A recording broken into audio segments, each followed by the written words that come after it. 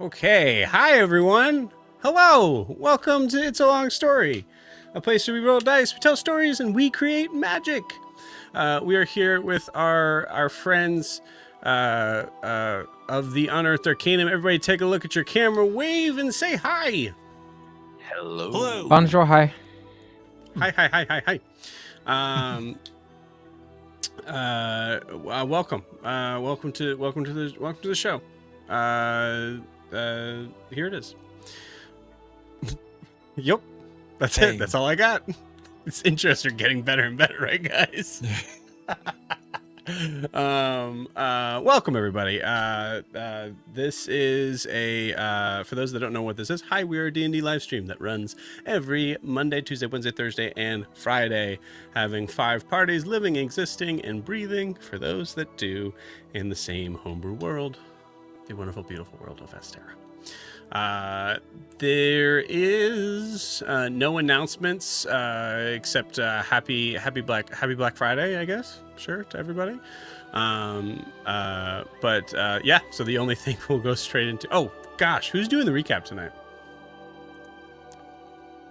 Cool. Awesome. Good.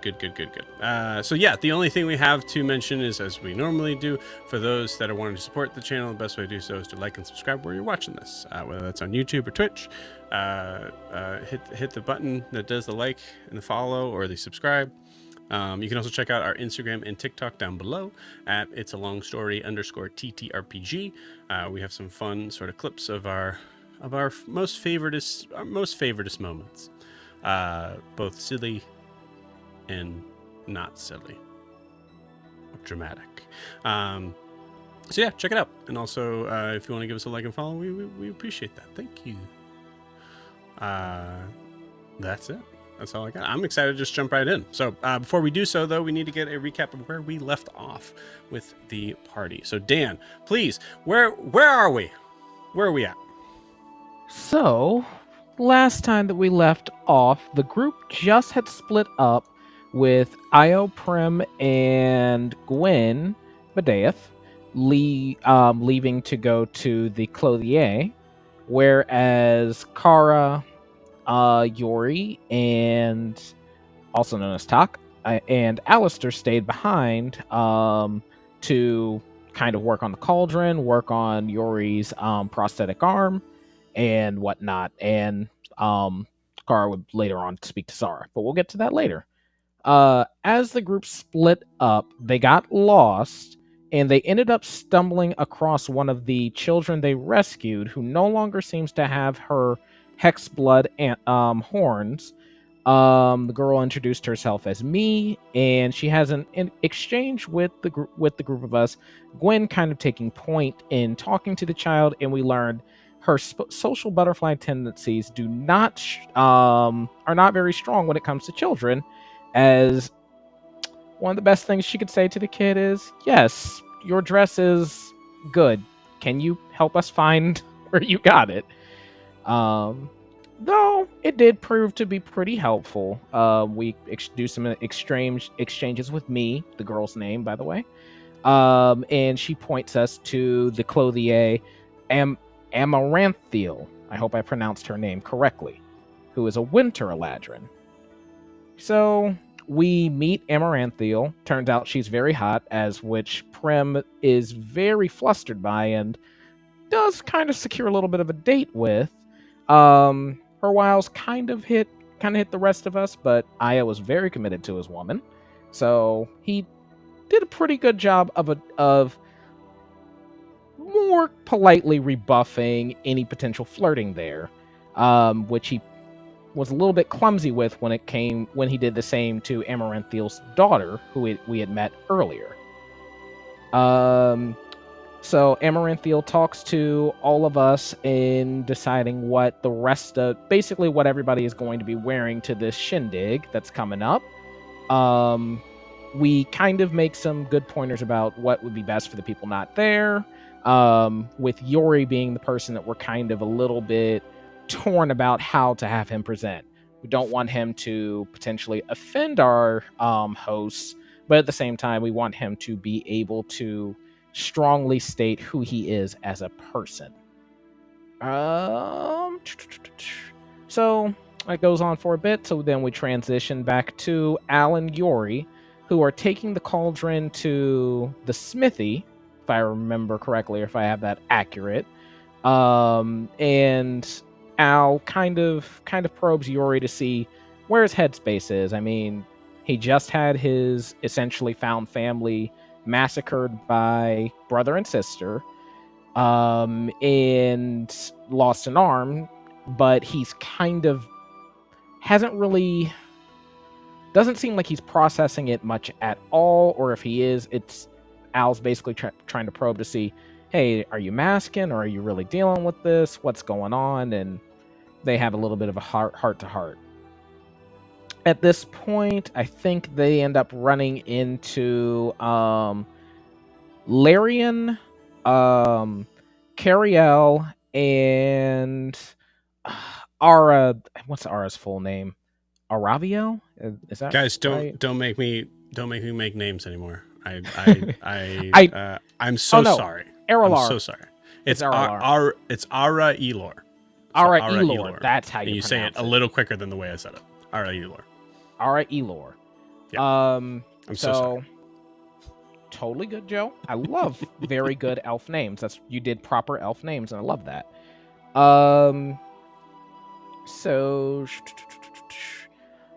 So they kind of talk to these new people. Well, new people and people they've seen again. Yori questions Larian about his very ornamental armor, asking if he tested it, and Larian is like, what are you talking about, kid? This is just ceremonial. And Yori's like, that doesn't make sense. You'd still want it to be functional. So, a little bit of an awkward cultural exchange, but they make it through it, and Kara kind of stands her ground with Larian, and Larian doesn't really apologize for how he treated us prior, but I mean, what more else could we expect? In this new exchange, Yori does seem to kind of find Ara Elor to be a pretty cool dude. And they basically decide to get to work on this cauldron and Yori's arm, in which when they start working on it, they start to get some type of magical resonance on that rune, and they do some checks. There's some detection of magic there, and it seems that Yori ends up seeing a face that might look a little familiar to your boy Io, but who knows what the heck this thing is, as it smiles at him. Yori explains this to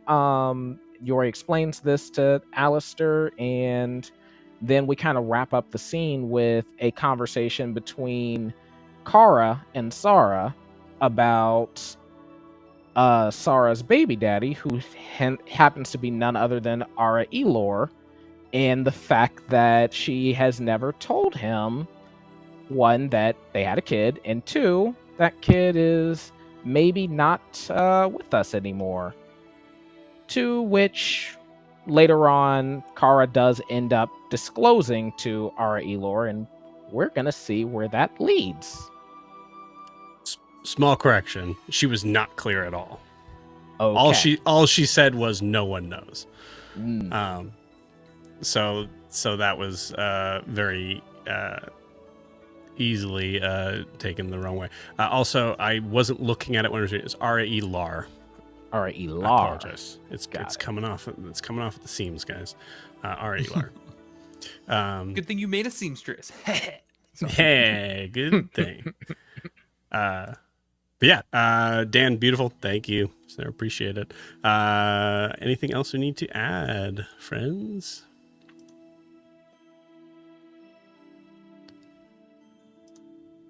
All right. Cool. Let me make sure I just have everything on my end. There's a couple things I'm missing.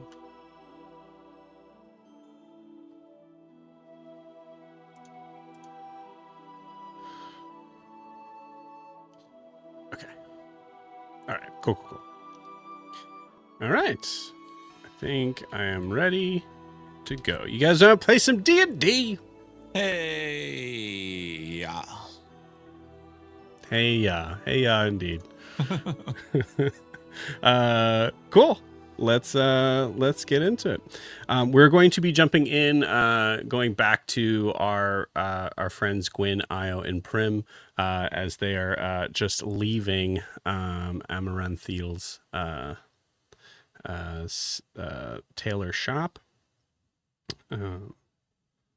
And I assume heading to the library, but it is up to you all.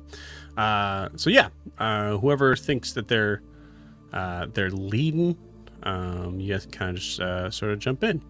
Where are you guys headed? We'll say it that way. I think Prim is attempting to lead just because she's trying to get out of the awkward conversations. Yeah. We had spotted the library on our way, so I think we can make our way back there relatively easily. On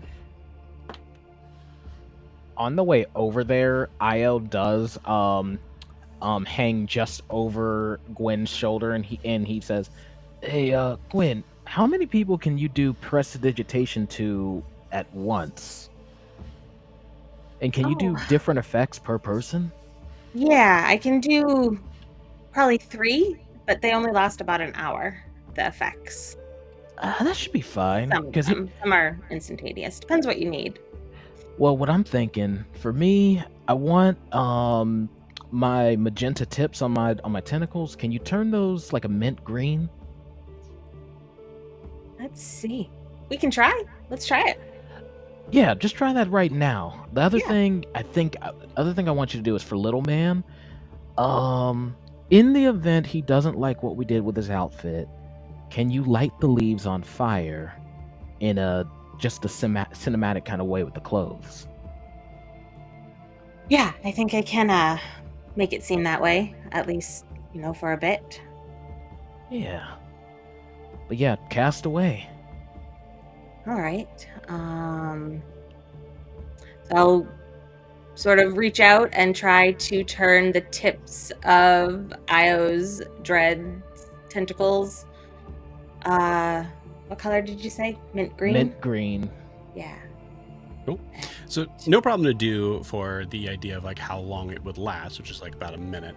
So Gwen, give me an Arcanum. Well, you can make a color last for an hour, but it's on a small surface. So perfect. Mm-hmm. Okay, cool, awesome. Yeah. Go ahead and give me an Arcana check with that. Okay. 19. Nice. Okay. Okay, cool. Yeah, with a 19, you definitely are able to kind of make that work. You're able to it doesn't necessarily glow, but it does have that kind of like brighter sort of look that would seem to be work for an hour. You think about the idea of like having the person, maybe an entrance sort of coming in, I would be able to kind of maintain this sort of green persona, but you think about there's got to be a way to make that at least semi-permanent, but the thought doesn't come to your mind. Or sorry, exactly how to do it, but exactly. No, she definitely, that's something she's played around with when she used to have her eyes be different colors at different times. So she's just sort of mulls it over as we walk, I guess, thinking about how to make it last longer. And I think after the change happens, he just kind of moves two of the back ones kind of towards his eyes. And it's like, all right, that's looking about what I was thinking. Okay. Thanks. So, Prim, you want to talk about what went on in there? Do I have to? No. Are you going to ask anyways? Yes. I thought as much. What? Did you and Adelia have like an open relationship? Did you have that conversation? Or, I mean, she's been gone a long time, so. Yeah, because that's. I get it. Honestly, I don't, but I guess if that's how y'all get down, that's how y'all get down. This is not a conversation for walking in the street. Fair enough. That is 100% fair. There's a lot to it, and I'll be happy to explain. Really, only if you want to. You don't have to explain anything to us. I would rather you not look at me in a way that you see me as somebody who is intentionally cheating on their partner or something like that. I promise you, that is not what I was thinking. But point stands. I would rather sit down and have an actual chat about it, because there's a lot there. Not for public consumption, I understand. Yeah, don't worry. Luckily, the both of you have been one of the big helps for why I decided to do it. So, all right. Okay. So, library. Do you remember where that was? Hut? House? No, there were logs. I think there were trees. That way. Say, all of you give me a perception check. No need for survival. It's you're following a road that'll be relatively pretty simple to get there. Good. 15 for Gwen. 22 for Prim. And 12 for Io. Okay, cool. Awesome. Gwen, you are seeing eyes kind of like, looking in your direction, same sort of thing of like, pleasant nods, things like that. You notice that you hear the sound of like, sort of like lighter voices, but it doesn't necessarily like, I think for Gwen, unless you think otherwise, Gwen doesn't necessarily like turn her head in that direction. Prim, you for sure actually notice out of the corner of your eye, like kind of like in like this sort of like small sort of alleyway, you see that there is a bunch of small figures that are all kind of crowded around each other, looking like they are doing something on the ground, on the wall, some sort of form of drawing. You also see Melis basically directing them. You hear the phrase, "No, green. Why are you, Gunther? Green." The consequences of her actions, and she'll move over to the children and kind of loom over them in the light of the alleyway a little bit, and then just, so what are you all doing? Okay, cool. First thing you see is Melis, without looking up, just going, "Gunther's not doing it right. He's just drawing.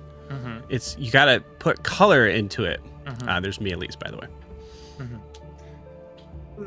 Yes. I have something that can help, since I said to do this. So Gwen's going to, from her charm bracelet, take out the little chest, put it down on the ground, make it big. So now there's a giant chest in the alleyway. Open it up and start digging around as Prim is talking to the kids. Okay, beautiful. Like total Mary Poppins bagging. Are they just drawing all over the walls and everything like that? Because we did not specify the location. They're just graffitiing everywhere. I needed to know if they were just graffitiing the walls. I would love it if they were just graffitiing this place. For the most part, it does seem like some sort of like form of paper. Some are probably actually like written in bark. You also notice that it was just the instruction was slightly ambiguous. So hearing that and then having Melis kind of being this very like bossy little kid of like being very specific now, you notice that some of them are just like markings that are in like bark. And I'll say specifically, as Gwen, as you're looking through, you see the figure that has been called Gunther. Gunther looks to be probably definitely the oldest of these kids. Probably about maybe, you guess somewhere between 14 to possibly 16. You see the like kind of the elven ears, but I'll say for Prim and Io, give me like a nature check. Sure. 13? And 16. 16. Io, you get the feeling that this person is probably more half-elven, just with the kind of the sort of smaller sort of stature of the ears, and also the more human-like sort of features in the face. Kind of looks like just a slightly taller Io, or sorry, a slightly taller Yori. Excuse me. You see him just very frustrated, but also in a somewhat sort of patient way, isn't really talking, but you notice that he is actually doing what looks to be a very elaborate sort of what are the words I'm trying to do?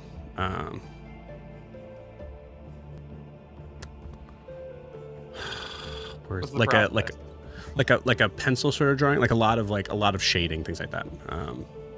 Beautiful. I gotcha. So I think out of the chest, Gwen sort of pulls out this baby's first art kit sort of thing that has different types of art in it. It has the pencil drawings, it has the charcoal, it has the pastels and stuff like that, and also all of the supplies for it. And she's gonna hand it over to me and just go, I know I asked you to do this, so I'm gonna give you a little help. Here's some tools for you guys all to use. And see, there's lots of different types of art. It doesn't have to be color. It can be whatever. It's art. But it's supposed to be good. Like it. At that, Art is very subjective. Io's actually come over, and he's come over to Gunther's side in particular. It's I mean, you guys are moving along really well here. Look at the values that this young man's doing here. How long have you been working at this, boy? How long have I been working on this drawing? Well, no, your craft. It seems like you know a little bit about, cues, values. I got a friend who's he's a technical drawer, but I've watched him for years, so he's pretty good at what he does. So got an eye for it. I don't know. My dad's pretty good at it, and I had a lot of time on my hands. Is this something you're passionate about, or you just doing this because you got roped into it? I have no idea where I'm at. Studying the drawing, does it look like anything yet, or just kind of various shades and hues? Oh yeah, it's a very good depiction of I would say probably one of the things that would be kind of interesting about it is that it was actually more of a drawing of their surroundings, of where they were staying at, and then a figure rushing through the door with this sort of the way it looks right now, it kind of looks like smoke sort of behind her, as you clearly recognize Kara. Huh. Well, to me it looks like you're capturing almost the feeling of when you were there. Okay. I'm just saying, trust the process. It's leading you somewhere really good. I'm trying. I have a little elf girl telling me no. So. Hey, think about it like this. Anything that's worth doing, it's met with its little bits of challenges and annoyances. But that means it's all the more worth doing. Okay. Are you guys from here? Do I look like I'm from here, boy? Seriously, man, I have no idea. No, that is fair. We're out of town. We're from far away. What about you? Dormel. Dormel. It's in a place called South Imea. Mm-hmm. Probably never heard of it. I mean, I've heard of it. Like both of You us have? were actually, yeah, both her and I are from South Imea. We're familiar. Okay, great. Can you take me back? That's where it gets complicated because we can't go back right now. And while we ain't in the business of making promises, we'll see what we can do. Yeah, okay. All right. It's just, me and, Yeah. a couple of us are not from. Are you all from similar This place. areas, or are you all kind of scattered around Imea? Well, this kid is from some. Where are you? Hey, where are you from? And you hear. Oh my gosh, I forgot the. We'll say. And you hear the kid response, Veracia. Yeah, so that kid's from wherever that is. Mm-hmm. I've heard other names of like towns that sound familiar. General vibe, but not necessarily the same spot. Gotcha. Yeah. Cool. I mean, anyone that you see that doesn't have green hair. God has red hair. Yeah, and above board, like some of them have like yellow like blonde and like blue hair, and they're also from here. He's very generalizing. Yeah. All right, Gunther. I'll tell you what. Once we secure a way back, because we do plan on securing a way back, and as long as we can access it safe, I'll call for you. Is that a Fae thing? I don't know what that means. No, it's an Io thing. My name is Io, by the way. I can talk to people in their heads. Doesn't matter the distance. I don't even think it matters where the hell they are. Yeah. You hear my voice and I'm not right in front of you, I'll tell you when and where. Okay. All right. So you're like reading my thoughts? No, I don't do that without permission. Okay. Cool. Because that was a trip. Yeah, it's a little weird for people the first time. I can show you if you'd like. No, I'm very aware of what it feels like. Oh, yeah, that makes a lot of sense. Yeah. Okay. All right. Well, I guess, that's some hope, I guess. Hey, do I really gotta do this? If you don't want to do it, man, you ain't got to. Okay, But because you got the didn't talent. really see who. They said Sarah, and I heard someone named Kara, and I was like, that's close, right? They're very similar names, Enough. but yeah, they're two completely different people. Okay. All right. Because I saw her. Yeah, that's Kara, the one in your picture. Okay. Okay, because this little brat keeps telling me that I need to draw Sarah. Draw whoever the hell you want to draw, man. Okay, good. We know Kara, so we can give her that drawing later if you want. Yeah. Once it's done. All right. Yeah, I guess if it's what we're doing. Sure. You look Kind of at just Gunther, like and it is very much a like teenager drawing with children. Yeah. So there's like a moment of For like, sure. this sucks. Yeah. I just thought it would be a fun little gift exchange going into this event tonight. Spur of the moment idea. I thought it would be fun. Okay. Yeah, like I said, if you don't want to do it, man, you don't need to. What is there like a reason we're doing this? Like, what's the? Do you I'm want gonna lean into political him or and- do you want the adult? Honestly, I just needed to get rid of her. Okay. Mhm. All right. So I didn't need to do this at all. I'm sorry. Nah, yeah. Okay. Because a couple of us were gonna go try to find something to eat, and then me and Elise were like, "No, you gotta finish it now." And I'm like, I could punt you across the road. But I don't know if people Please are gonna don't. get mad about that. You don't. Yeah. Yeah, probably don't do that. I've learned the hard way. Don't Don't. hunt little ones. You could just walk away. Yeah. I don't know where to go. Okay. Right. Was there like a food thingy on the way in when we were coming this way? Do you remember if there was like a food situation? Asking the two of you. No, I didn't. I wasn't really paying attention at the time.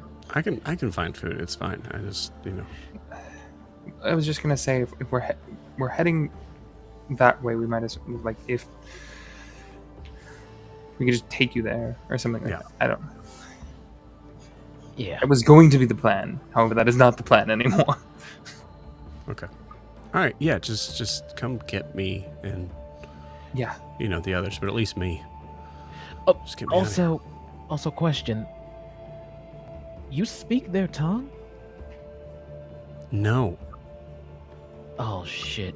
I mean, I've picked up some words over the years of being trapped in. Years? Yeah. I think. Yeah. No, that's a fair call. No, you got me there. Well, we're going that way.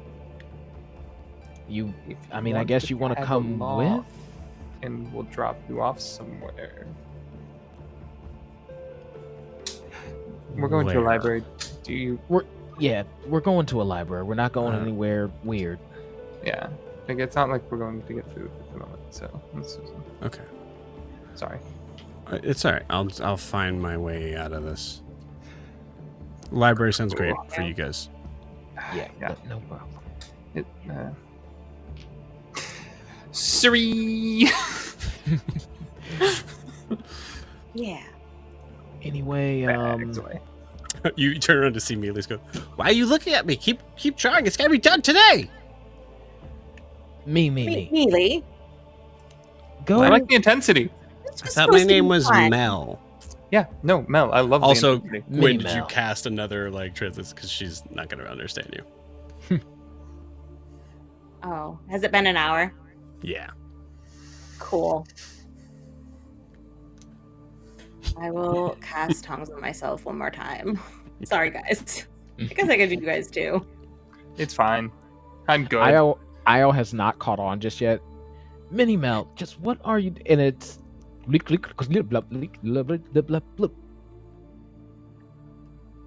I heard Mini Mel. Right. Good. We can only see, magic is short-lived sometimes.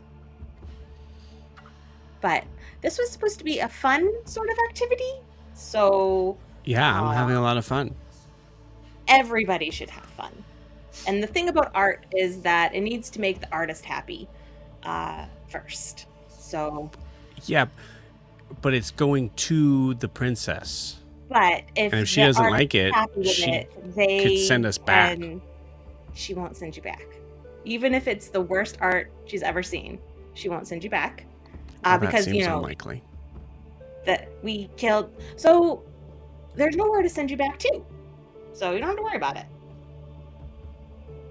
Or if you wait till the end, they can't send you back they can't understand me. Never mind. Okay. Pinky promise. The kids do that, right? They won't send you back. Remember This is the legal binding. Feywilds. This seems like a horrible deal that you're Remember trying Feywilds. Oh, right. You're right. You're right. to... I've already given you my name. I give it back to you. I don't know if that's how that works. Sure it is. Why Okay. wouldn't it be? That's how it works. Sure. So just have fun. Have fun. Let everybody have fun. Have fun or let everybody have fun? Oh. Let everybody have fun. And you can have fun having the best picture. I do have the best picture. I'm sure you do. And, you have these art supplies now. They're yours to use and learn from. If you like art. Okay. Do I have to share them that everybody gets them? You do what makes you happy. Heard. And she goes like pulls it from somebody's hand. Thank God. Yeah. Anything else you guys want to do here? No. Uh, Makes her chest small again and backs away slowly. So what did you promise her? I heard don't half that know. conversation. Something about her just makes me Yeah, you panic. I do. She's so. Bye, Gwen. Yeah, bye. See you tonight, I guess. Okay, so Okay. that's how you say goodbye. Got it. Nice. That I was think I'm goodbye? common, Oh, so God. they can just understand me.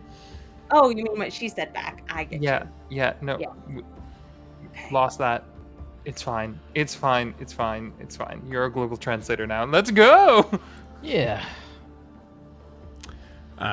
Cool. You guys head off, going to the library. As you see this place from afar, you notice that there's probably even like less people here than there were before, as we're now kind of in sort of like closer to being in the middle of the day. I mean, it's somewhat hard to tell here, but as you walk in, you are surprised to see not another green-haired elf, but a satyr, male one. You see glasses, very cheery sort of expression, as he is reading and kind of turns the page. Okay, done. Oh, hi. You can fully understand him. He's speaking common. Hell yeah. Actually, he probably goes like it'll be a weird noise, but hi. Hi. Hi. Good to Welcome. meet you. Thank you. My name is Petra. Anything I can help you guys find?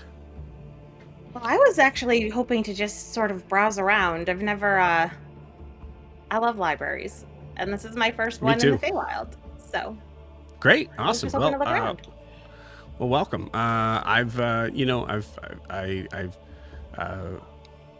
Some of these I've collected, and some of them were here when I got here, so there's no difference with them. I don't know why I said that. Feel free to look at whatever you want. Mm-hmm. I get it. And if you need any help, let me know. I'm here. Thank you. I'm Gwen, by the way. Gwen. Nice to meet Name's you. Io. Io. Cool. Is that Pretty easy. Is it 2 letters or is it like EYEO? It's 2 letters. Okay, cool. My Neat. folks kept it real simple. I like it. Cool. What's your name? My name is Prim. Prim. A lot of simple names. Prim. Like that, Gwyn. Io. Nice. Yeah. I like to keep it easy to say. Cool. Yeah. So, do you have them organized or just sort of? Sort of. Like in my head, they are. So, I understand but it's funny, entirely. Yeah, there's some that are actually, in, languages that I don't even really understand. So sometimes it kind of takes a little bit difficult to kind of, categorize them in the right way. Some of them that don't even have words. Super weird.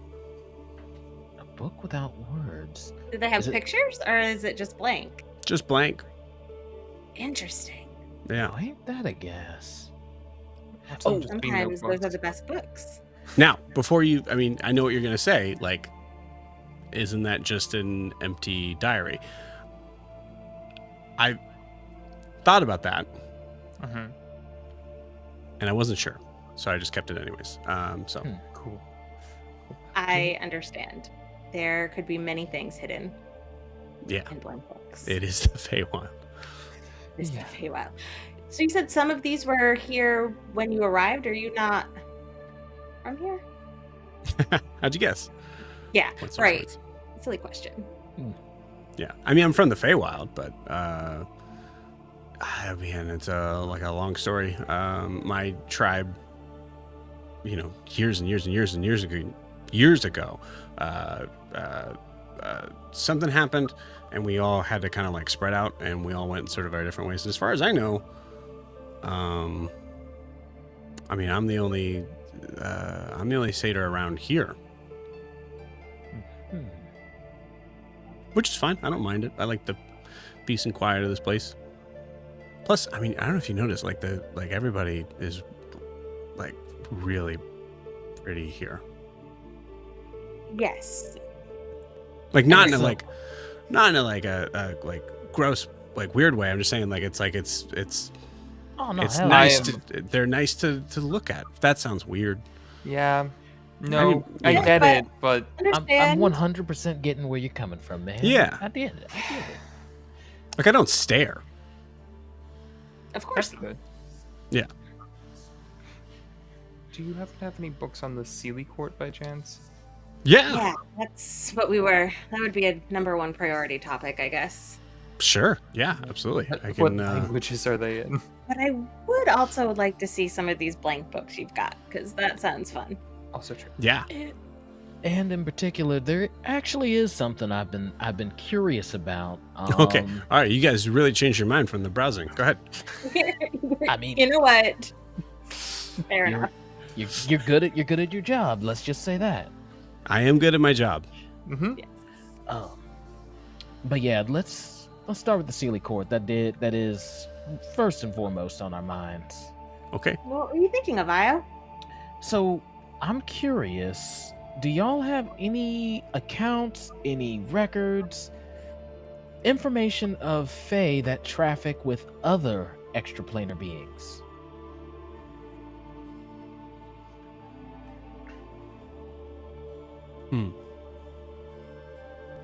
Like Fae beings that also mess with the material plane, or like just other Or planets? I'm thinking, Devils? yeah, Gods. devils, Demons? demons, Oh, okay. Other? Yeah. other things that we might not not yet know about. I know everything. I know everything likes to traffic with mortals in the material plane, but come on, that can't be. I mean, why not make a deal with a celestial if they got something to offer you? You know. Oh, we got stuff with like celestials and like primordials. I don't know if we have a lot of stuff with like, the devils and demons. It's kind of like it's a weird sort of moment of like you're passing through like a side street to get to a street that you don't want to be. Most people don't really want to be going down anyways. So why would they go down the side street? I guess. But I mean, I can look around. Especially primordials. That'd be an interesting thing to pick up. But yeah. Oh, there's a go ton ahead of and look stuff around. on that. There's Yeah, so I'd much love stuff to on know. that. That would actually Make a lot of sense. be something we're interested in. Yeah. Okay. Cool. So if anything, Gwen and Alistair can come back and have a little library date. Hey, let's No, just that's right. keep going. Someone's having a So date let's- here? No. Well, Okay. Her boyfriend's a big bookworm too. Oh, cool. we're doing this? Okay. Yes.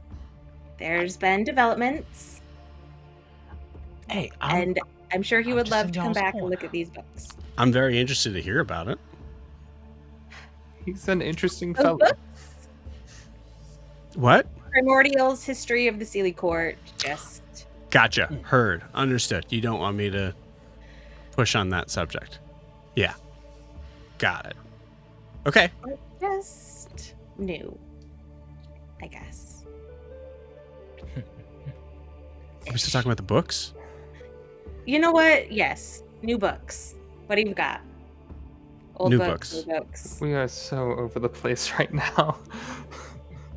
Look, this is the first time we've not been running for our lives, and No, Since that's we've gotten It's here, kind sweet. of. I feel like my Fae sense is tingling a little bit because there's just been a lot of. Is this like a test? No, Nope. Okay.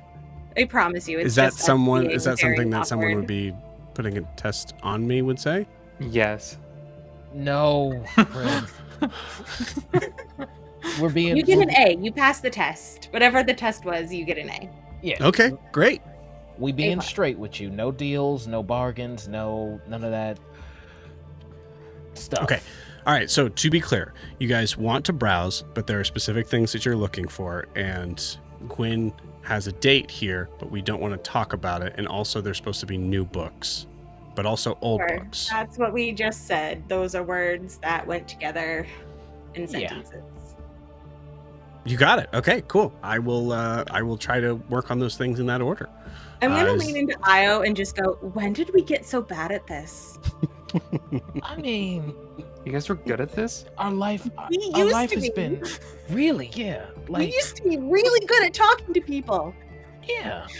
Honestly, I don't think we're doing that bad. I just kind of embarrassed you a little bit. That's all. I'm It's sorry. fine. I don't know why I reacted that way. We Yes. keep piling. It's We just human. pile on people. We do. Yeah. Yeah. Trauma not my dump all fault. over them. Let's just don't trauma dump on people. Jeez. We shouldn't do I- that. I'm done. I'm done. Prim just walks in. Hey, in all fairness, we're not trauma dumping. I mean, this is a place of chaos, so we're being a little chaotic. It's We're normal. being chaotic? Okay. We'll I get the just feeling roll this with is the conversation that I'm supposed to walk away it. from. No, it's fine. It's fine. Okay. We're just embracing that Yeah. it's fine. Okay. We're just living All right. in the now. Anything you need for your date? Or is that part of the thing that I'm not supposed to talk about? Yeah. We'll deal with that later. Well, let's see what we find, and we have to go to a ball tonight anyway, so maybe tomorrow. I don't know how time works here. Do you need a You book want on to go to that? a ball tonight? We're just inviting everybody we meet, and you should come. His You head know, explodes, honestly- and he dies immediately. Another one. There's going to be a lot of people there that are terrible, and you seem awesome, so Thanks. come. That's super nice. Wow. Yeah. Okay. I'll get questions about it later after. I'm just making sure I'm trying to remember everything, so I don't like. Yeah, It's a little bit of a longer list than I'm used to. used to. But I can't Fair help you enough. in the browsing part, so I guess you guys do that, and then I'll do the other thing. Okay, Okay. we'll right. browse. Thank you, Petra. You got it. And he goes off. We're gonna pause you guys Seriously. there, Yeah. unless you guys want to talk about Okay. that moment, because I No, I definitely think love Gwen just sort of like Yeah. bangs her head on the something. Prim's shoulder. Prim is just sitting in the back of one of the rows and is just staring at both of you like, that. Io just shrugs like, I mean, guys, we're fine. We're just being breezy. Beautiful. All right, we'll pause you guys there. Meanwhile,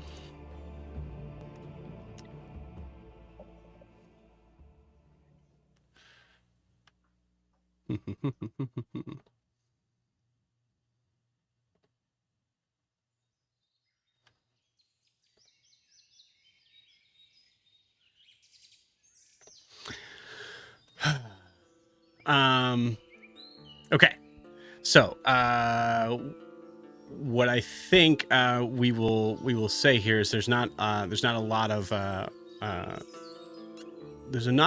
of leading up to this. So I will say Kara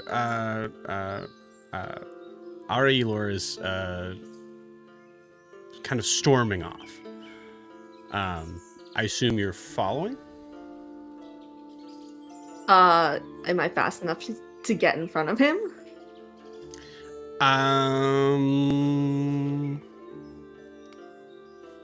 Do you want to get in front of him before getting to the rest of your party? Yes, because I'm assuming that Mr. Prince is still there getting his armor fitted, and this is not something we need to happen near the prince. That's a very good point. I will say, give me an initiative roll. Even with 90 feet of movement? I think this is more of like reactionary. 14? Okay, so 14, that's beautiful, that's perfect. So 14 is enough where I will say I need perception checks from Alistair and Yori. Mm-hmm.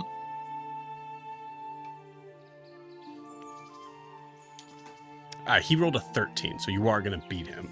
The question is like, how far does he get before this reaction? And it's not like up to where you're in a good spot, honestly. I'll explain in a second. I got a 21.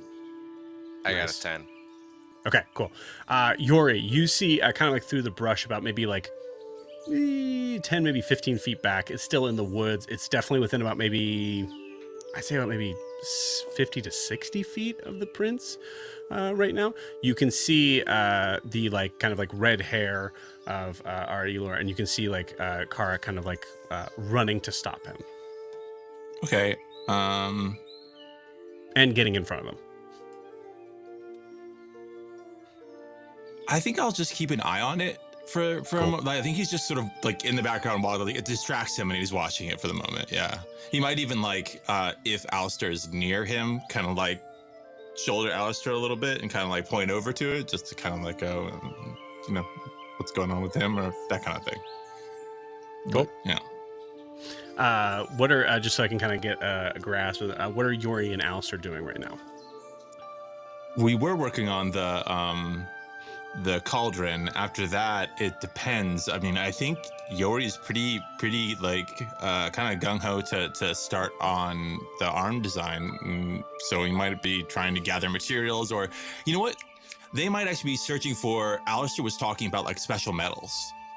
He wanted to find like elven metal or, something like that. So we might be searching the shop for stuff like that.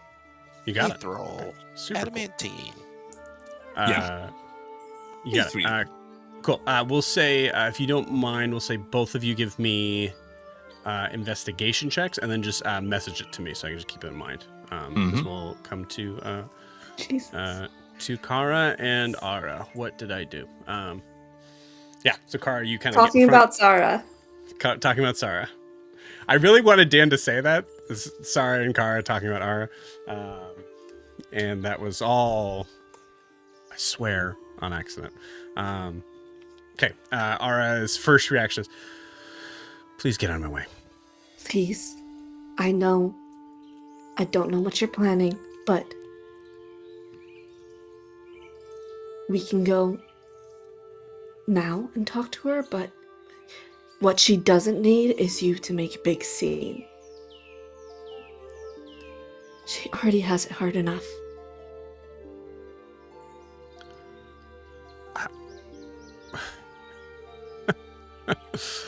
Okay. Yeah, she's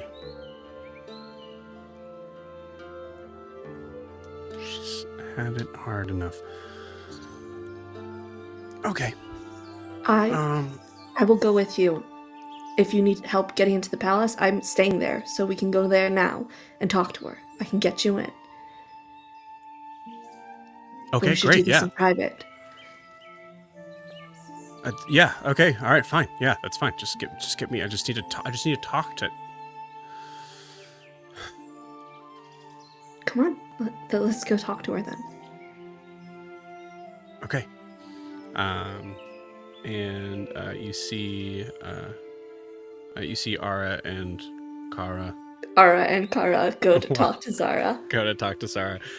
Goes and walk out and are passing Yori and Alistair.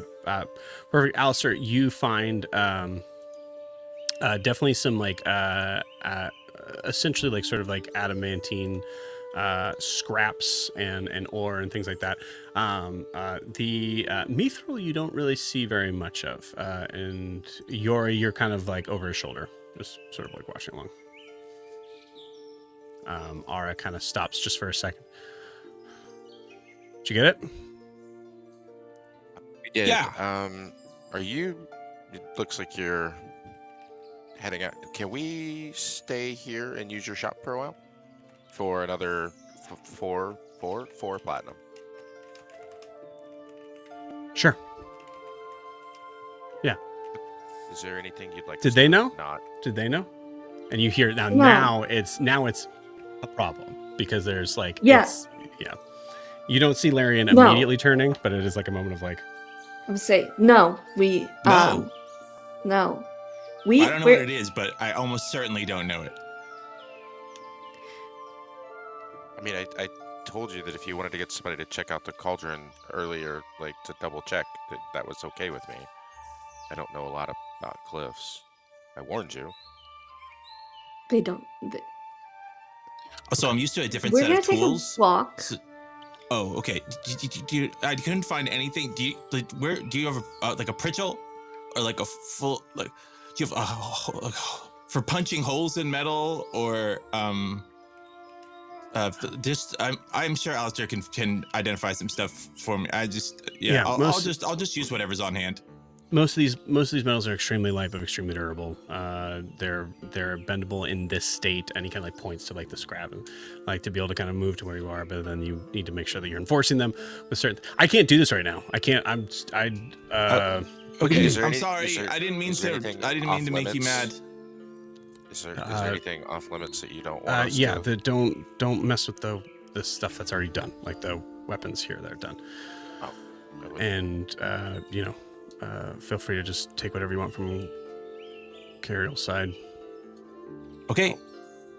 Yeah. Okay. Cool. Thank you. Yeah. I will. See you guys later. See ya. Sorry for making him mad. You seem just sort of kind of like storms off just a little bit ahead of you.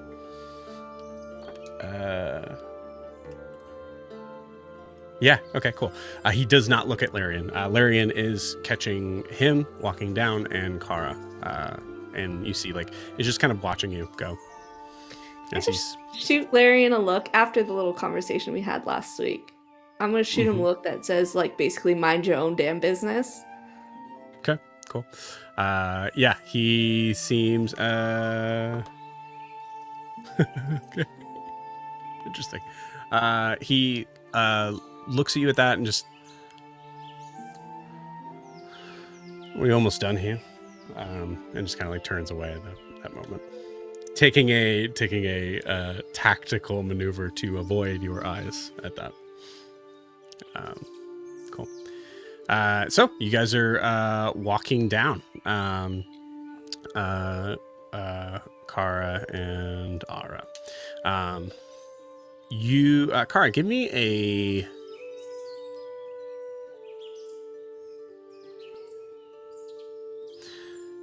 give me an insight check.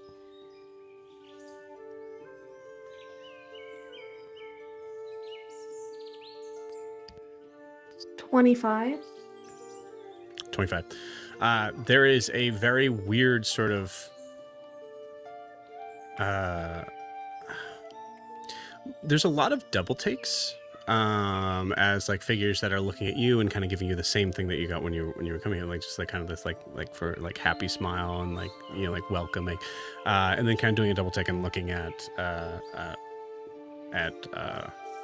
Ara, you are, and it is clear that most of it is surprise that he's walking into the city. So it's not necessarily an unwelcome, I'd say, at least from the most of the, because you're kind of like walking through like basically like a common sort of area where there's a lot of just commoners and things like that. I will say there would be a couple of the like verdant guards here, and they're kind of, I'd say with a 25, they're pretty steely looking in his direction. So like trying not to have any sort of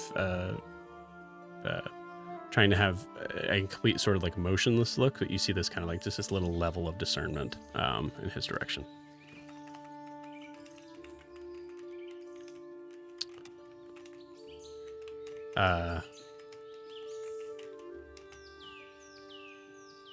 He starts asking you questions immediately, just like, so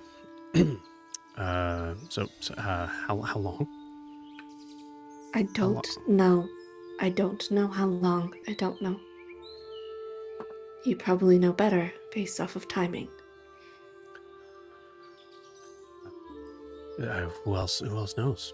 Does the I know? think no. There's no way the which is Court why listen, she told me no one knew when we saw you, and I thought that meant that that no one knew about you guys. I didn't realize it meant no one knew. And she had to have her reasons for it. Yeah, I know her reasons for it.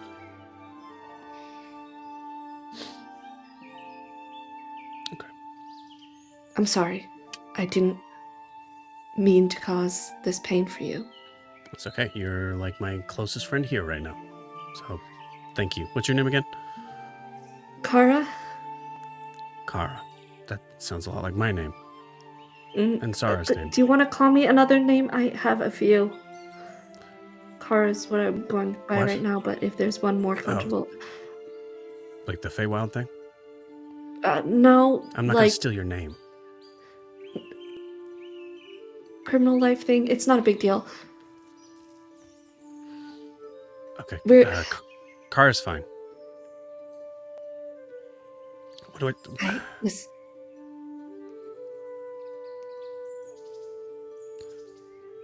What do I say?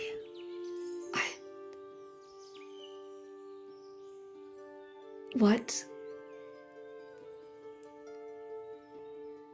I think on this walk you have time to think about what you want in the long run based off of what you say.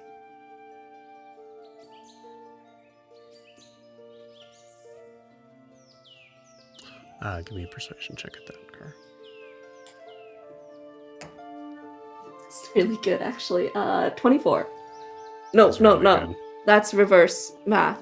It's 19 plus 3. 22. It's negative 20. I added one instead of subtracted one. Okay. 22. Cool. 22. 22 is really good. Oh, wait, no, I'm looking at perception. Oh my god, it's a 19 plus a 6. 25. I will get this right. It's all good. 25. Also good. Even better, in fact. As you see him kind of just like, he's fuming. There's like you see him as he's like walking down. We'll say, we're going to kind of cut away in a second, but like, there's a lot of like, you get this sort of, you get this feeling that he is actually trying to, that he has some, you get this feeling that he has some like understanding and concepts of things like breathing exercises. So he is someone that definitely, this does not help, Kara feel better in any way, but you get the feeling that he has most likely had some training in, some like anger management sort of things. Okay, great. She's just gonna look at him and say, Ara. Mm-hmm. If you need magical aid to calm down, I can provide, if that's what you ask. I need you to hold this. And he gives you his sword. I will absolutely do that. If it means anything.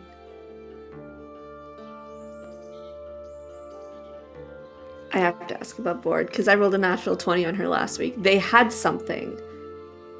Did she still have feelings for him? I don't think I asked that last week. Or is it too late? Oh.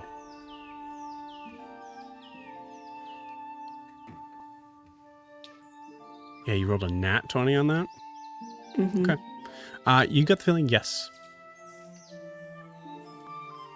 If it means anything, I know she still cares for you. And she fought for that child.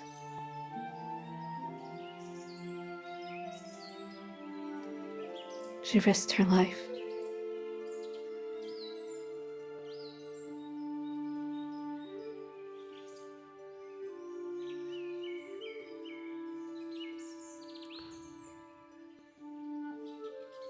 She should have had me go with you. Go with her. Unfortunately, we can't change the past. But maybe we can find a way to fix what is for the future.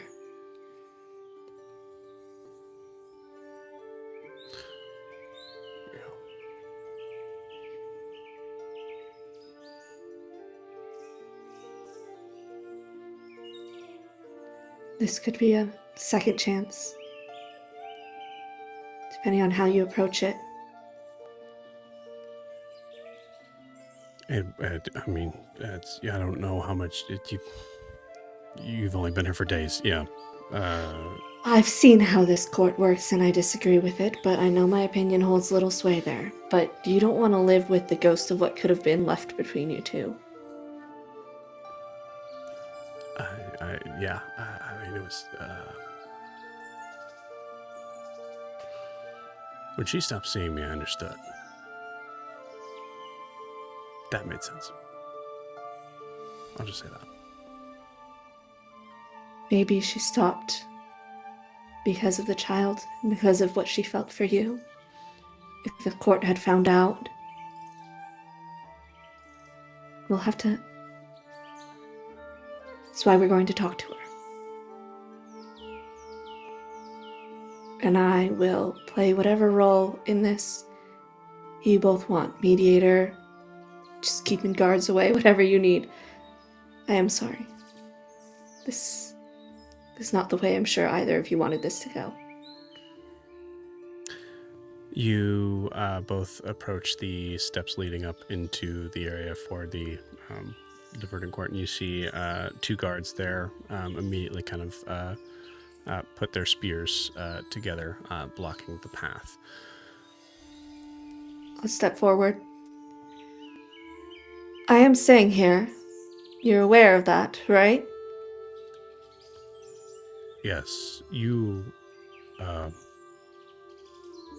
And my armor was damaged. He's the best you have, so he's coming to inspect it. He is... Hired by me. Roll the persuasion check. Or intimidation. Persuasion's better. Wow, okay. Dirty 20?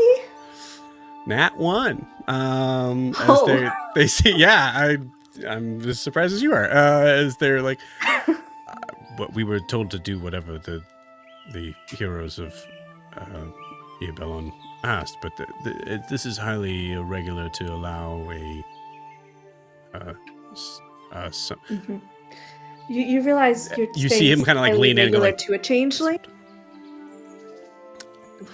Right, but there's different are kind of like this is why I gave you my weapons.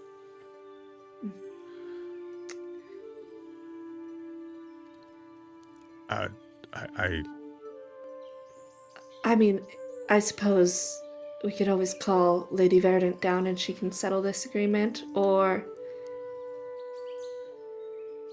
there was what the fuck was his name? Ladrell?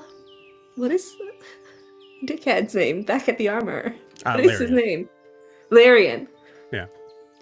Or he wouldn't be. We wouldn't call him Larian though.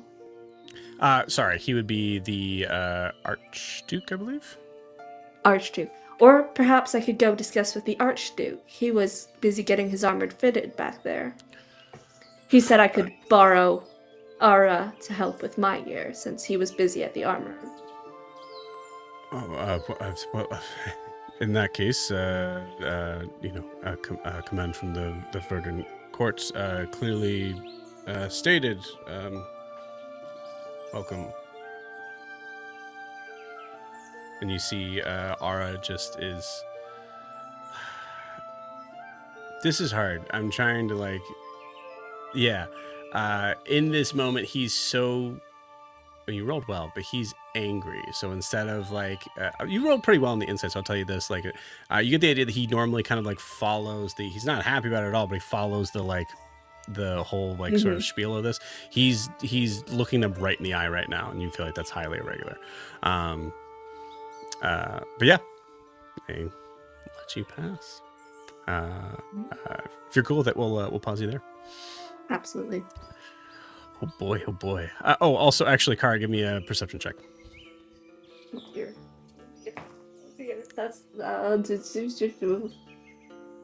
19. Actually, 19, cool. I'm actually also Prim, Gwyn, and I'll give you a perception check. Kara, you see... Library? Yeah, it's right in that sort of like same sort of area where you're passing. Oh. There's that. Yeah. Oh, I could have gone there last night. It was so close. It is close. 12. 12. Okay, cool. 11. 12. Beautiful. It ain't happening. Car, you see Gwen just kind of like banging her head against Prim's shoulder as you're passing by. Talking to children. Talking to children, apparently. Yeah. Littlest of head pats. Alistair and Yori. So investigation check. Yeah, you notice that there is a good amount of mythos to be able to kind of like work on the basics. I mean, for Yori, your like experience with a forge is helping you out greatly here. We'll say give me an idea of like what your goal is today. We'll kind of just get a frame of like how close you get. If the arm is like the only project, there's nothing else that Alistair brings up, then that's all he's going to work on. And to be honest, and I don't think Yori will stop until it's done. I think there's so much that he has to process, and this is such a core part of like he couldn't have found a better way to work through his feelings about everything that's gone on than be in a forge, than work on a project. So like someone is going to have to tear him away from this to get him to not finish it or you know, to stop and go to a ball. Even like it's going to be, you know, difficult for him to stop at that point. But so his goal is to work until it's done. He'll try and borrow anything from the armorer's side and he has his own ideas for the arm, and then there was also some plans that from Huxley and whatnot, and so he'll try to work that out. Okay, you got it. Alistair, I assume you're more just cerebrally guiding. Yeah, I would. Yeah, I think just kind of helping him hold things where he needs. I think using magic to keep the forge hot. I would say since this is for him, because Alistair's a weird guy, I have water from a jar that came from Io's feet. Use that to temper some of the metal. You got that from our merch table? From our It's a Long Story merch table? Nice. Yeah, I did actually. I didn't get the bath water. That's the next one. So yeah, and I would say my mechanical concession here is I think, and you know, obviously I know what Evan/Yori wants to do, but if we can get all the parts made to put together afterwards, like I would try and convince Yori, like, hey man, like we've gotten this far, we can do the rest. Whether he goes for it or not, but I would say, you know, mechanically speaking, if we get all the parts together so that at least built, and then leave room to make additions later on. Okay. You got it. So we'll handle the mechanics first. So we'll say, Alistair, you are there to provide advantage and then also Flash of Genius if you'd like. Yori, I will say, so this is tricky. I think, let me pull up your sheet real quick.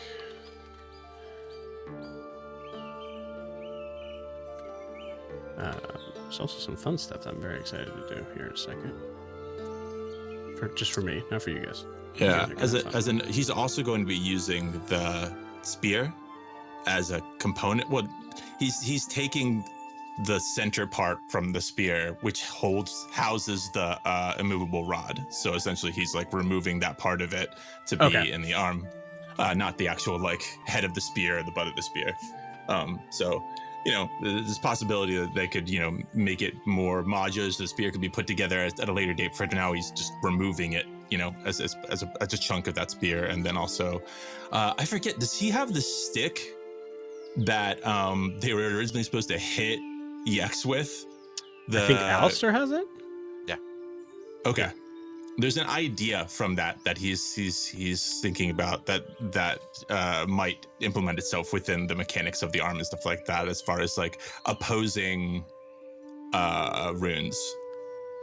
I think it's the Frostfire Stick, I believe is what it was called. Mm-hmm. Cool.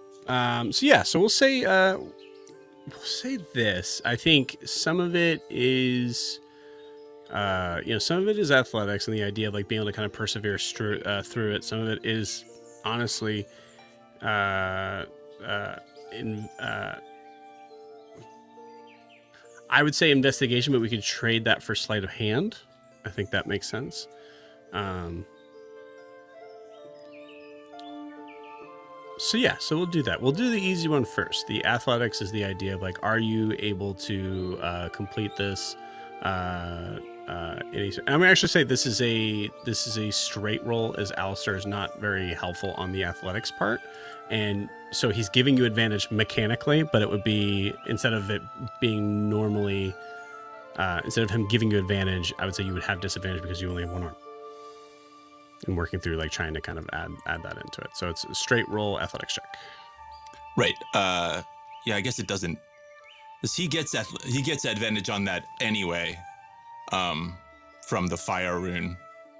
I'd say if you want to use the rune for this, if you're spending that I'll allow it to be with advantage. Yeah, because I mean, I guess at least for this roll, and then because I mean, there's only so much rune usage, and it's only lasts a minute anyway. So I guess for the beginning, like right as he's kind of starting it out and kind of digging into it. So okay, cool for this roll. That's gonna be a 24. 24. Okay, cool. And then so we'll do the sleight of hand check, and I'll say this is more just correlating to your sheet of looking at like investigation. Just doesn't really make sense, and not only on the idea of like your sheet, but also the like idea of how Yori would be going about doing this. However, I do think we're in the same boat. I think it has to be a straight roll. Absolutely. Yeah, I mean, he gets advantage of that too. So okay, so straight roll makes sense. Yep. Oops, hold on. Fuck.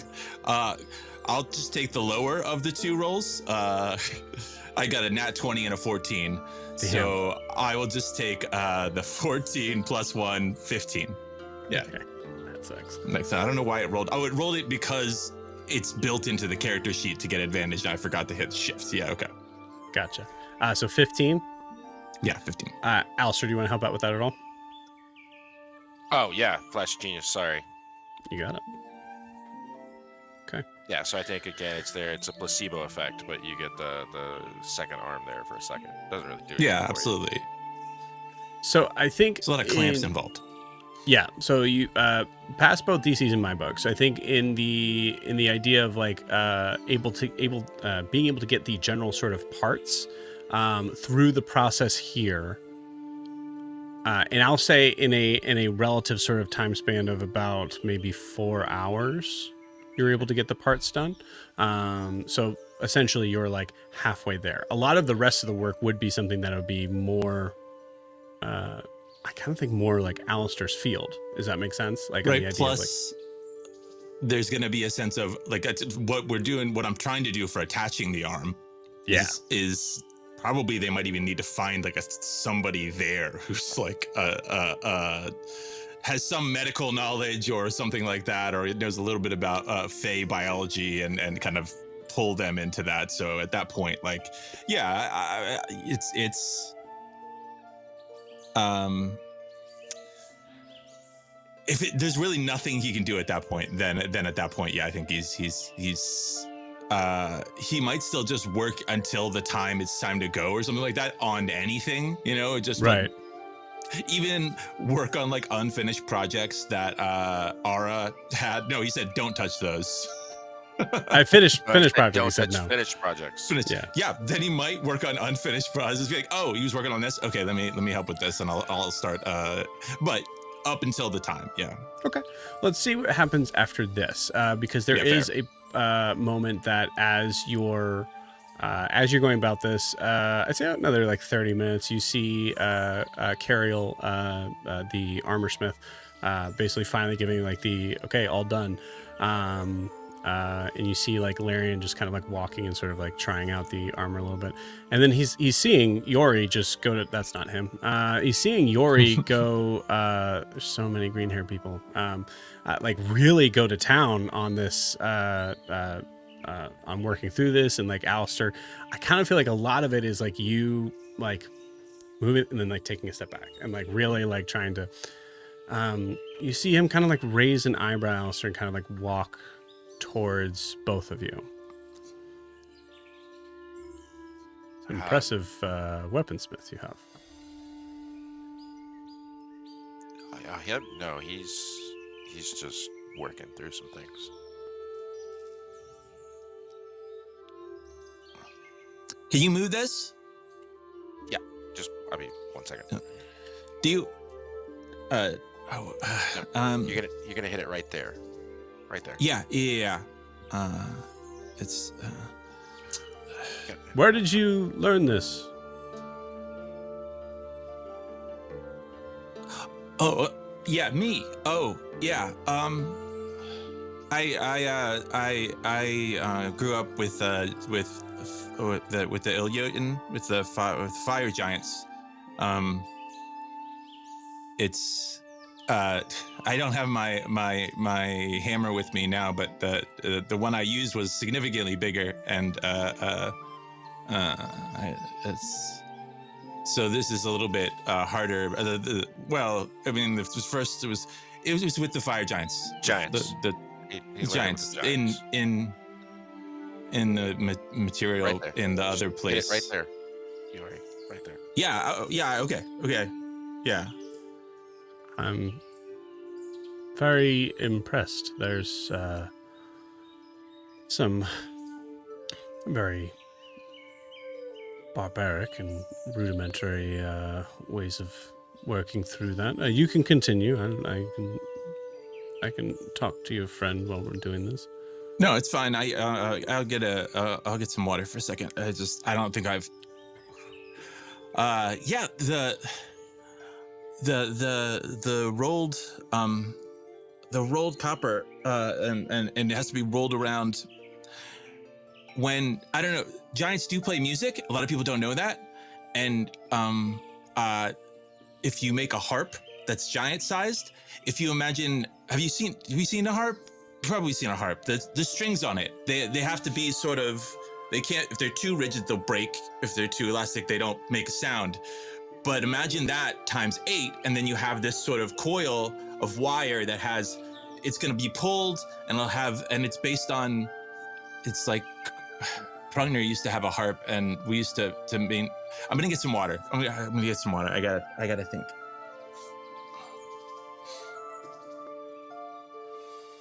Your armor looks nice. Please. It is only ceremonial, as I mentioned before. You see Cariel kind of comes and goes, is that fairy using my hot cutter? And you see Larry just go, let him use it.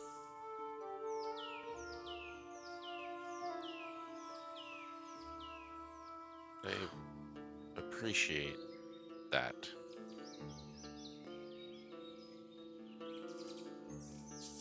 If there ever was a point that your friend would be interested in having a place here, there would never be a time he would be interested in having a place here. we could make it be significantly better than this. There Could you are make things it that we... Feywild? No. That is his problem isn't here, it's here. Are you speaking as his friend or owner? It's a legitimate question in the Feywild. I don't know if you're aware. what did, I guess if I would assume that there are certain Fey deals and bargains that would create this ownership system. Yes. Correct. Not in our practice. Then I guess he would actually be my owner, as I actually made a deal with him. So. Well, then all the more reason for me to not talk to you. And he pushes past you, or tries to. Fairy, giant, as I believe you were asked to be called at some point. Yeah. I don't know how much you're aware of the history of our people, but we have been forced out of our normal,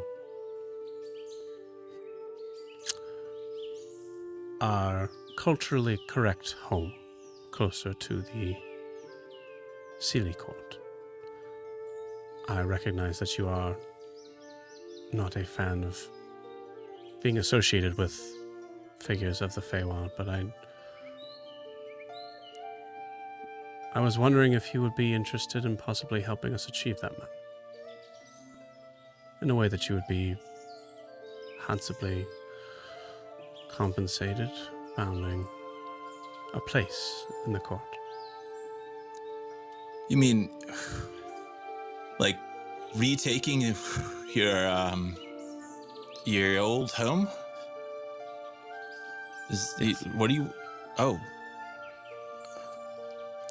the current occupier of this forge is not a figure that we could have this conversation with. something. Yeah, there seems like there's some sort of story there. Something about the summer. What did? Why? How come there's only? He's the last one? Yes, well, his people. Our people, at one point in time, were betrayed by our own of the Summer Eladrin. And that's how you all ended up here? Correct. From my understanding, that the last was deemed too young to be found responsible for the actions of his older brethren.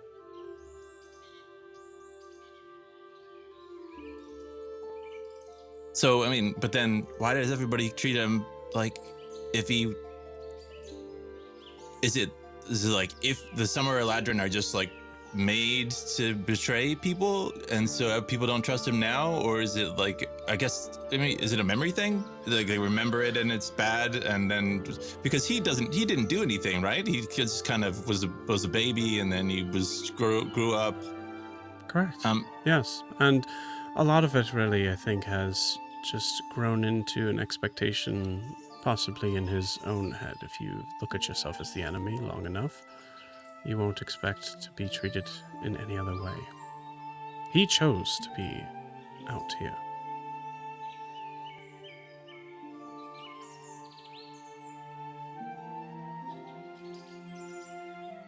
I mean... Regardless, that is his story. Yeah, I'm more interested in your story. I mean, I could show you it. It's pretty long, and a lot of it's still in Giant and hasn't been translated yet. And it's more of like a song than it's what the Giants did do. I don't really know exactly how I came here. I know a little bit I read a book about how fairies are made. Would you be interested in learning about your past from a safe distance? Yeah. I also, do you know anyone who knows about fairies? Like, what's the, Alistair? What's the word for it's like the medicine stuff about the body, like the parts and the Anatomy? yeah, I think so. Yeah, anatomy, like fairy anatomy. I need or someone who can do. I lost an arm. Yeah, like pretty recently, and I need a little bit of. Just a little bit of surgery, I think. Just a little bit. And somebody who maybe has a little bit of wiggle room with what they're, want to do. I'm sure, in consideration of possible futures, we could definitely give you access to our medicine, our people. Okay. Well, it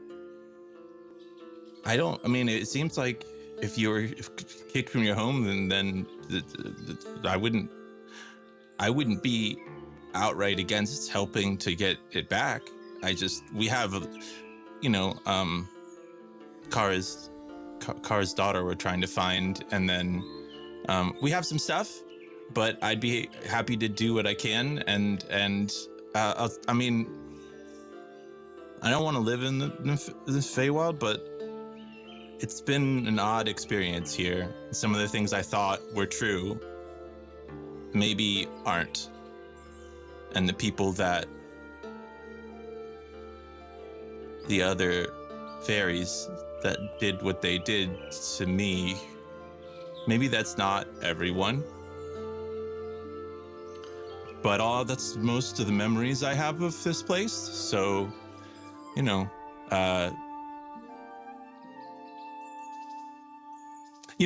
not as much of a dick as I thought you were at first.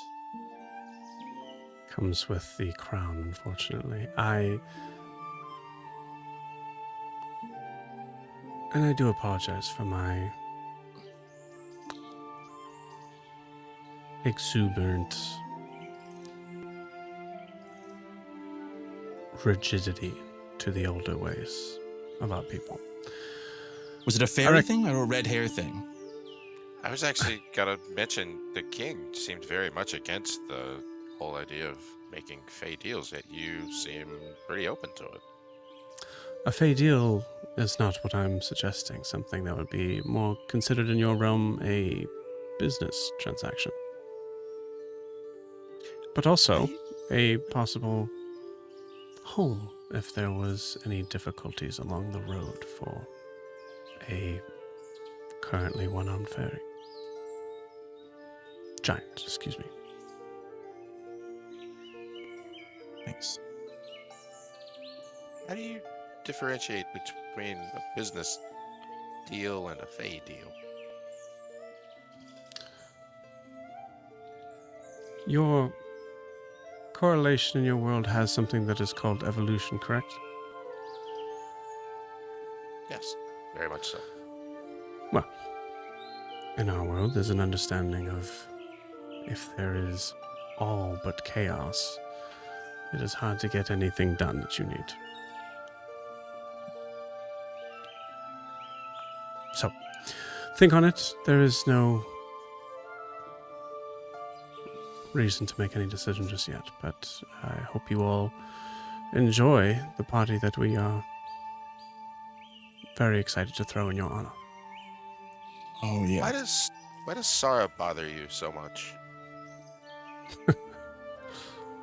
She is... Do you have family, sir? I do. Well. There were some decisions that are made that admittedly were not Sarah's fault. The sibling interactions. She has different traits. We are different people.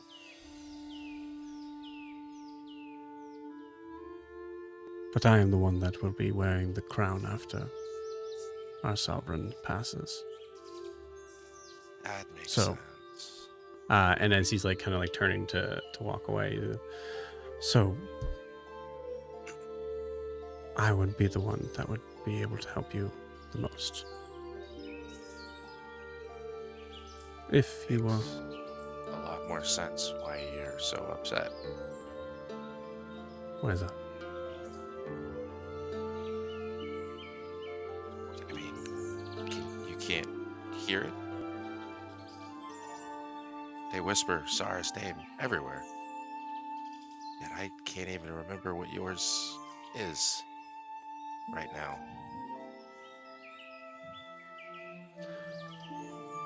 You see him take a step forward to you, and Alistair, he's a little bit taller than you, I believe. Mm-hmm. In ruling, dear sir, people can whisper any name they want to. It's who they bow to.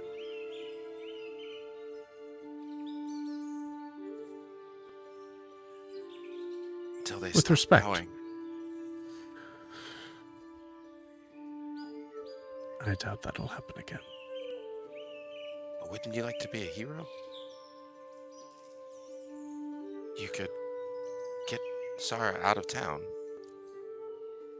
with all the fanfare she deserves. And then the people would only have you. Does my sister have interest in leaving this place? She might. If she knew what we knew. Well, if I were wearing the crown,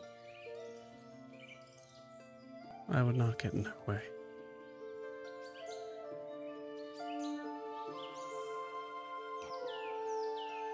Until then, huh? Indeed. Best get ready soon. I assume you're not wearing that.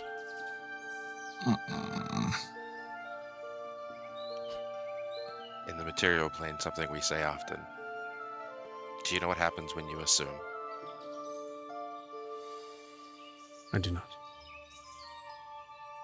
You just make an ass of yourself.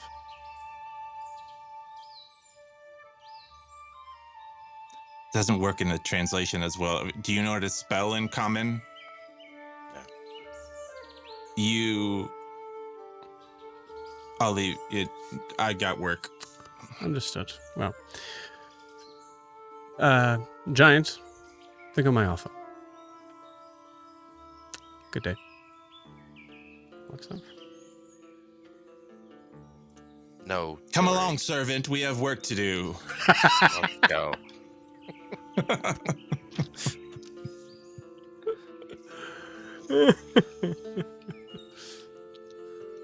Yeah, and so you guys, if you guys just want to get back to work, you so totally can. What's up? If you had anything, then it's fine. I'm just, you're not gonna go with him, Yori. Like, No. no. I'd help Right. them, but yeah. Cool.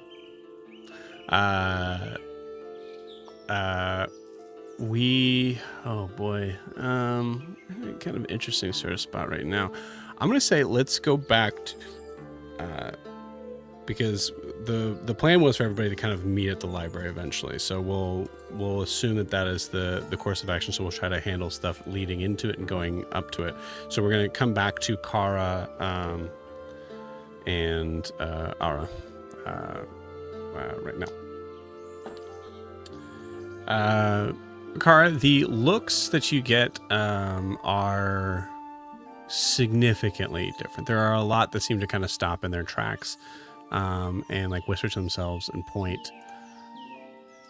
And you hear Ara just go, probably best to find her sooner rather than later. I'm not welcome here. I'm working on it. Trust me, I don't want to linger here either. And she walks with her head tall, and she is kind of putting on a display of I don't give a fuck. Hell yeah. For everyone else around, try and give him some confidence in walking through this. Okay. You see in the yeah. Okay. I'll say you give him advantage. Okay, cool. There's a moment of like it's like fleeting and coming back. As there's moments of like it's a lot of eyes on him that are definitely have that sort of extremely sort of judgy look. But he's able to like kind of like notice in your stride and just kind of continue forward and he doesn't break at all. And eventually you see Lamaril, who also stops in her tracks. And then comes walking forward. Yes.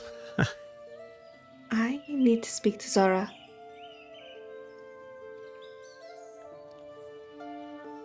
Yes. What? What of? Kara, you speak Elvish, right? Yes. Cool. Yes. Yes. What pertaining to? Preparations for tonight. She told me to find her later. It's later, so I'm finding her. Kara, could I have a word alone for a moment? Yes. If you don't mind, just waiting right there. Thank you. I'm keeping an eye on. I'm not letting him out of my sight, but if I'm assuming we're only walking like 15 feet away. He's doing the equivalent of like leaning against the locker rooms, sort of thing, just like wait, or the lockers of the school hallway, just waiting. Kara, he can't be here. Well, he is. It's a long story, but this is not only highly irregular. It's bad for everyone. Well, then I suppose you should tell my name's Kara. Zara. What? I'm sorry. Know. Are you okay? I'm having a stroke. Are you okay? What's happening? Ara comes running over. Guards come out. What did you do? I suppose you should tell Zara rather quickly that we need a discussion so that I can handle this and be on my way. Insight check, nat 20. What is she? Unless you want to try to beat it. Yeah, we'll say 20. Nat 20 for 24. She's pretty wise. Oh, I didn't beat it. Okay. This could be like it got a 14. 14. Okay, cool. She's trying to kind of like read how much you know. As far as sorry, not as far as this specific situation. She actually I guess you don't know this. I'll say you also give me a word that starts 24. With an insight check. 24. Okay, great. Yeah. You definitely know that she knows about the baby, which is funny because once again it kind of goes into the like you said no one knows. That sort of like thing. Yeah. You're not entirely sure if she knows like Ara's involvement. Okay. But you also get the feeling that she knows about their relationship, so it's possible. It's possible. So and I she's got trying to persuasion checks, and it's her. Yeah, so she's gleaning. Like, Okay. I think it's better to handle this discussion in my rooms now rather than publicly later. Don't you? Or, sure, yes, or outside of the court grounds. Are my rooms spied on?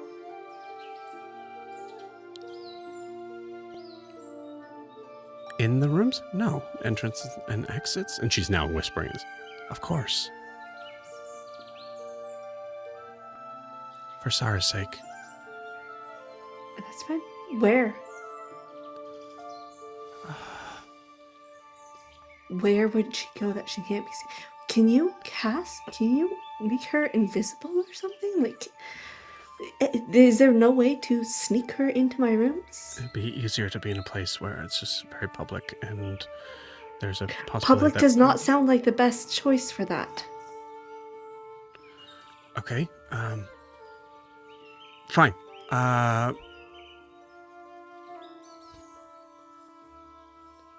There's a small alleyway behind the library.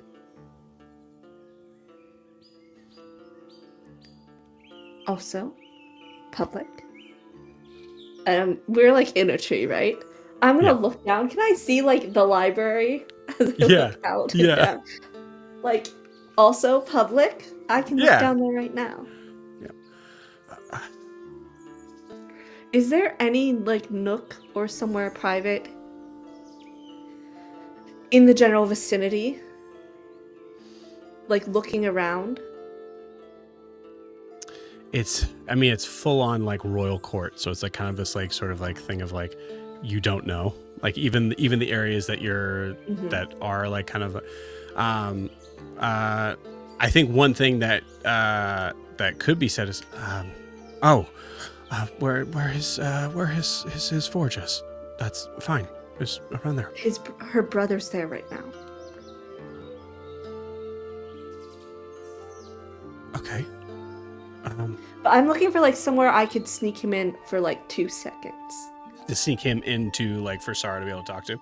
Well, no, not even that. Just like I can cast invisibility on him, but he can't be seen by anybody when he goes invisible. That's Understood. Understood. Yeah. There's definitely stuff like that for sure. Yeah. Right, so yeah, well, so I if think you're concerned about her being seen entering the same rooms as him, he will not be seen entering or exit my rooms. I can just hide that. And then she can come see one of her recent allies. It's highly irregular for people even of the court to cast magic, but for the heroes... Well, ideally, I'd be casting the magic where nobody sees it, because I don't want him to be seen when he turns invisible. Kara, it's my job to think of worst case scenario. In worst case scenario, you are hero of it. Yeah, okay, fine. Great. Yeah, put him in here. Okay. And like, yeah, just where am I going? What is happening?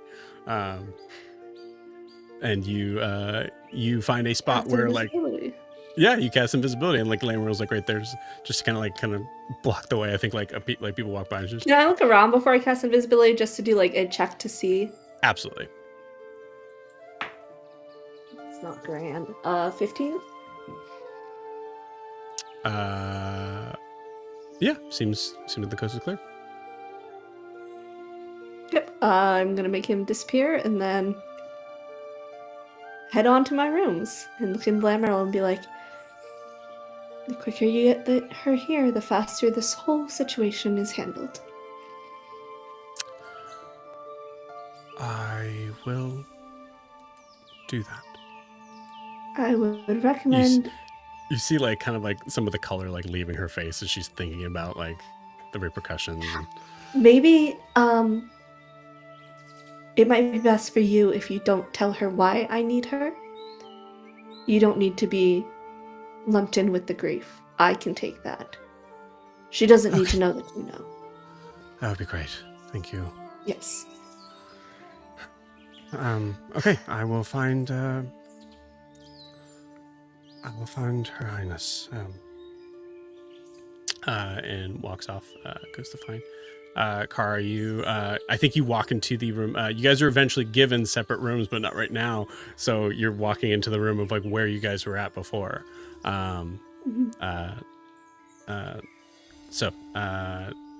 Walks in. You assume he's in there. Oh, this is. This is.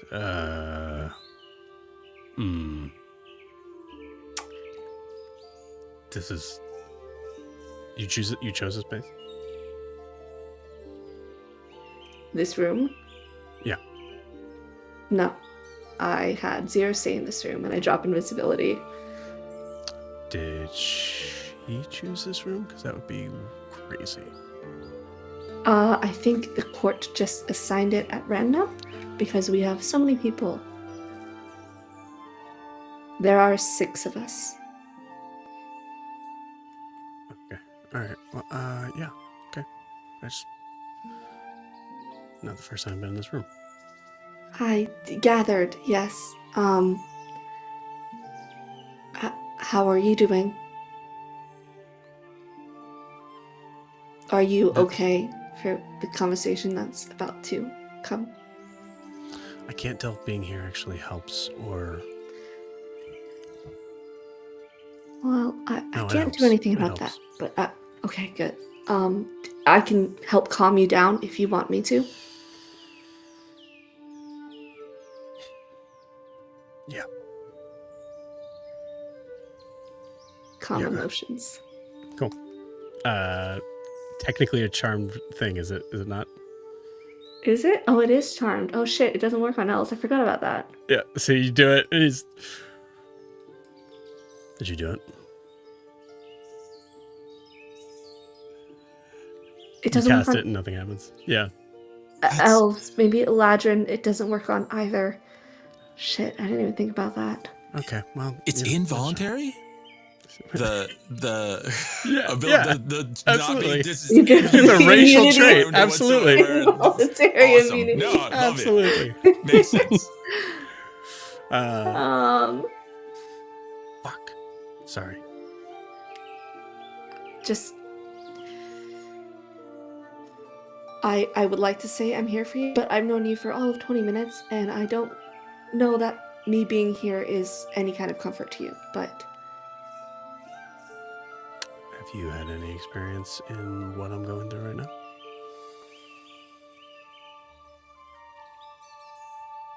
Not quite, but my ex-lover did try to murder me against his own will, and I had to work that out, so...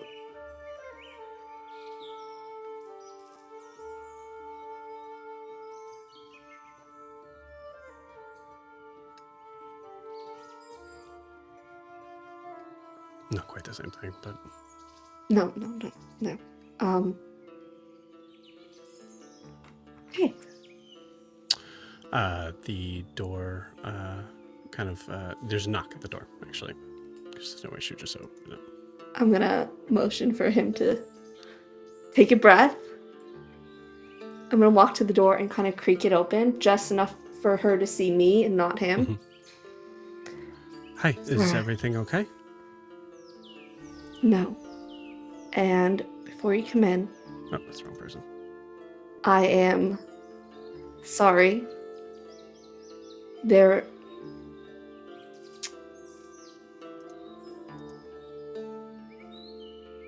I'm sorry. I misunderstood our previous conversation, but maybe it's for the best. What are you talking about? I'm gonna insight check to see what is she like emotionally right now. What are her vibes? 22. Does she look stressed? Does she look anxious? I hate to put this in a perspective because it makes her seem not likable, but her coming back here actually does seem to kind of calm her nerves a little bit, as you see that she's probably you notice that her hair is halfway in the process of being done. She was getting some royal treatment for the ball, sort of thing. So she was, yeah. So she seems a little bit calmer.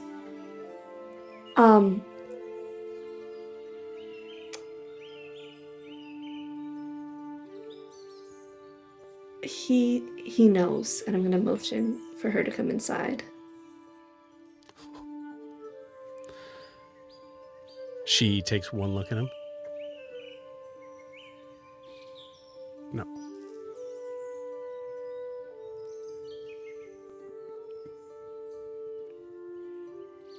And reads the look on your face. No. Zara. No. Zara. No, and she runs off. And we're gonna pause that. Can I have grabbed her? Yeah. We'll say you grab her. And pulled her in? Give me an athletics check. I rolled a nat 1. Natural 20 athletics check. She actually rolled pretty well, so you're surprised at how strong she is, but you are able to kind of pull her in, and you slam the door. Pull her in and slam my body against the door so that they are just standing there face to face. Beautiful. Sarah, I'm so sorry, Sarah. And they're just staring at each other. And we'll pause it there. We'll go to break. We'll see you guys in 10.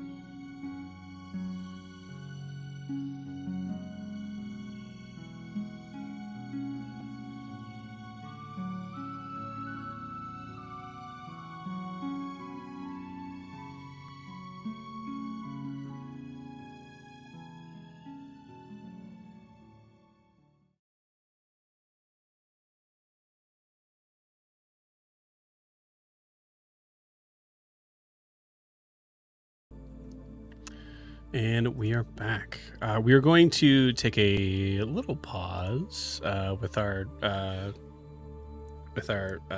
matchmaking friends, as well as Yori and Alistair, and go back to Gwyn, Io, and Prim. As you guys are doing, kind of like looking through the books here, let's say, give me an investigation check. Everybody. Sorry. Gwen is going to go ahead and give herself proficiency in that. Nice. Because why not? I got an 11. 16. I don't do intelligence. 26. It was a natural 20, so it's Oh, pretty good. Okay. And remind me, Gwyn, what was the first sort of thing you're specifically? Sorry for talking my mouth full, but specifically looking for? The summer court, just in general. I guess it's a broad topic. Sealy Court? Sealy Court or Summer Court? What did I say? You said Summer Wherever Court. we need to go. Sorry, my brain is. It's okay. You have to work with me, I guess. I mean, there's a lot that you don't know about either, so it's actually enough to even assume that they're one of the same or sort of thing. Yeah. Okay. But where he mentioned that whole primordial thing, I think that's actually a little bit more prevalent in her mind, even. He mentioned books on that. And also, she's really intrigued by all of the blank books. That's fun. Right. Cool. So we'll handle that as being the first thing, because you guys this is your browsing sort of part to it. Sure. So we'll start with Gwyn. So Gwyn, you find. She would have taken 10 minutes first to do comprehend languages as well. Okay, you got it.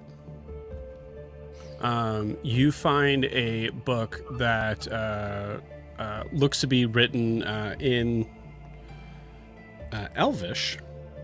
Actually, no, it would be written in Sylvan. That is notated as Gilded Rain, an annotated history of the Sealy Court. You are currently working through and reading through that. There is, I say the first thing I can tell you as you're looking through it, that the marks of the concept of the Summer Court actually comes up often on here. The idea of the Sealy and the Summer Court kind of working in not only in tandem, but at certain points in time, actually the Summer Court ruling over the Sealy Court.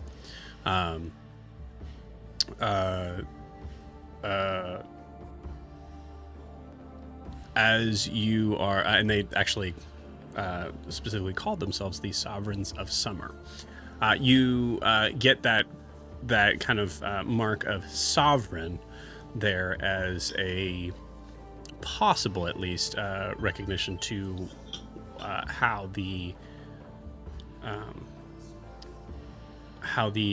monarch-like factions are run in Iabellon.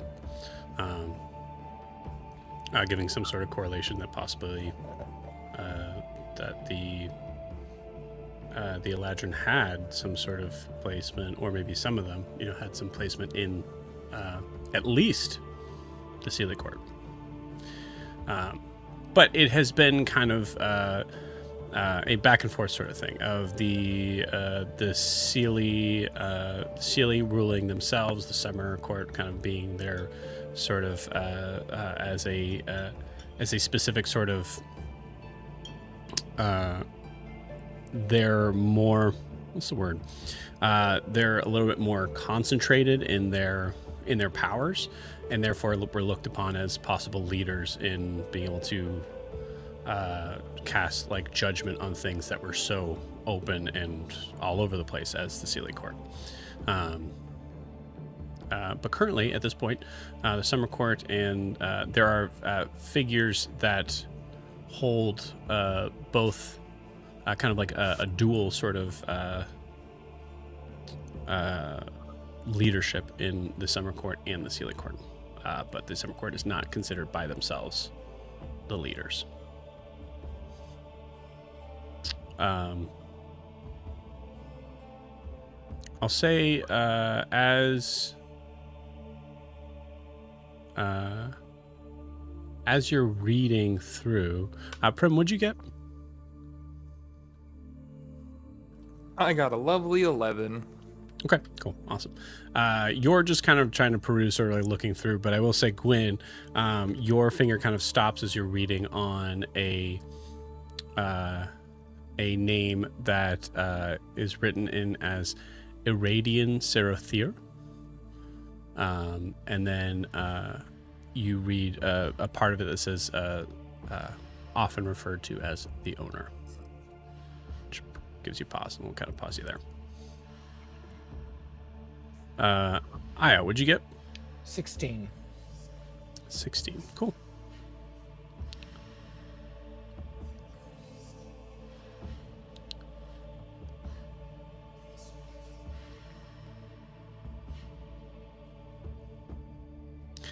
The 16, you find a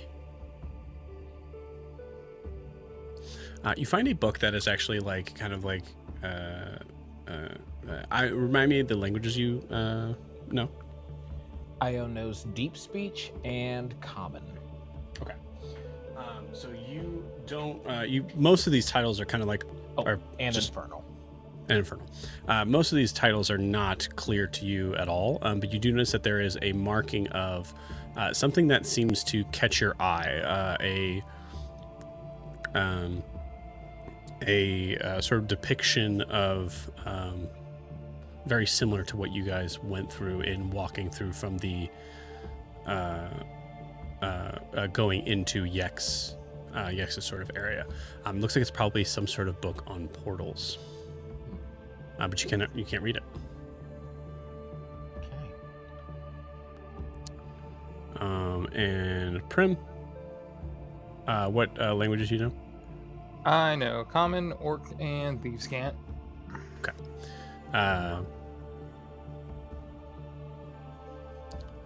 I'll say at this moment you don't see any books related to the subject matters you were looking for, I believe. Yeah. I think her mind is kind of on the previous comments that were made to her of like trying to figure out what she's going to say to Io and Gwyn.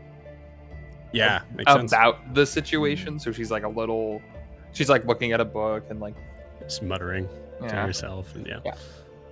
Muttering to herself, potentially muttering in her mind and accidentally telepathically sending a message to I like it. What are you saying? Yeah. I think however in the mental link it has the Nova Soul accent on it instead of her like normal accent. She's just like, I mean, I gotta think about how we all managed to work out with, the last couple of years. It's been 5 years since I've seen her. I mean, really the whole thing is I'm just trying to figure out why. Like I want to talk to her about why she walked away. She wasn't taken. She went willingly.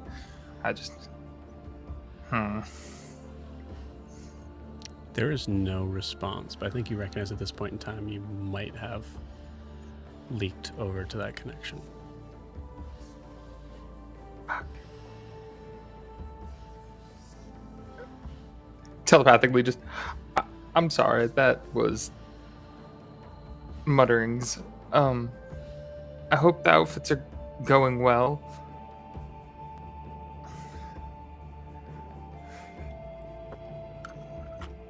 No response. Yeah, that tracks. And she just like grabs another like random book and it's just like puts her head in it. Oh, are you looking at learning more about fairies? Is that what this is about? Yeah. Oh. Oh, sorry, that's not. God. I was like, okay, hi. EV Mox, make these things bigger. Okay. Are you looking for like books on fairies? Not at the moment. Okay. Maybe later.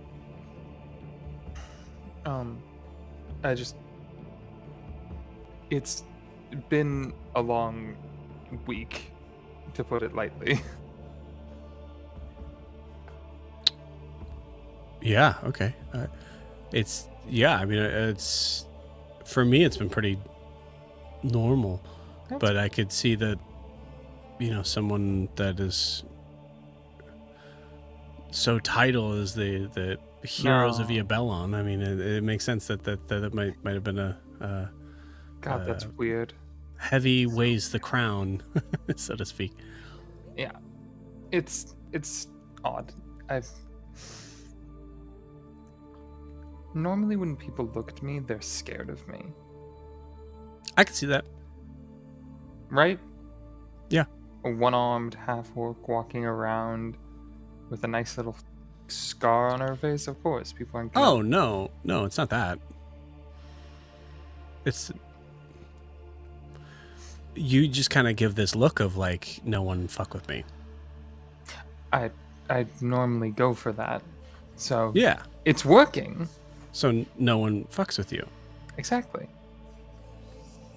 But I don't know how much that... I mean, I guess, yeah. I mean, you seem like muscular. You could probably take me down a fight pretty easily. It seems like a lot of it is the kind of body language. I mean, yeah. I mean, I'm not necessarily going to be a warm, cuddly creature to most people when that's not... I don't know what all is going on most of the time, so... I think there's a lot of warm, cuddly creatures that are, not to say that you're dumb, but like are pretty dumb. Right. That's why I'm saying I'm not a warm, cuddly creature. Because you're not dumb. Got it. Yeah, that makes sense.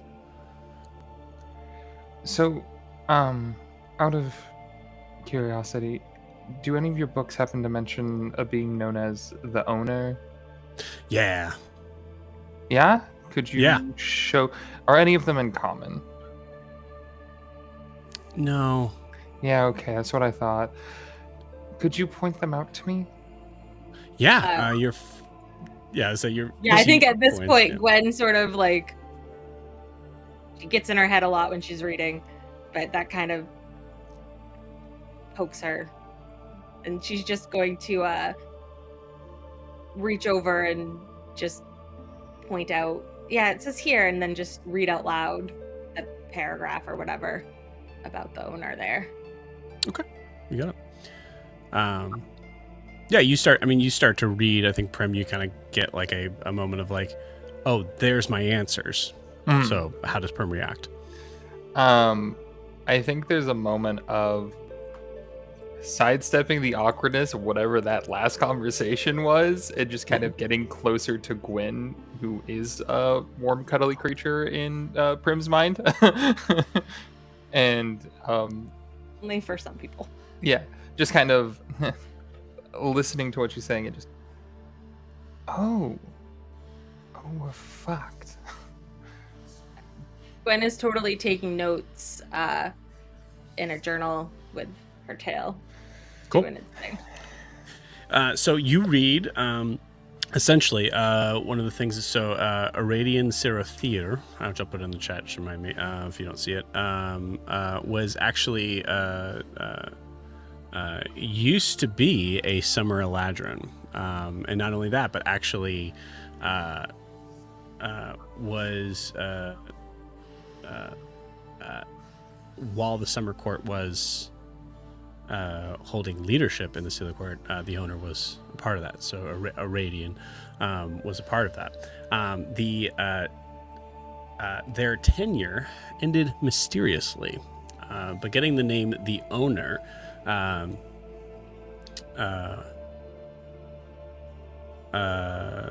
before that, sorry. Legends suggest the figure vanished after conducting a pact with a being known as the Crystalline Envoy.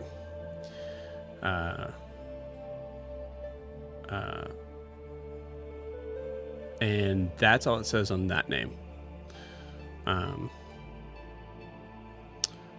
The only other thing you read is I'm kind of just trying to give you all of the stuff with the owner that you would have right now.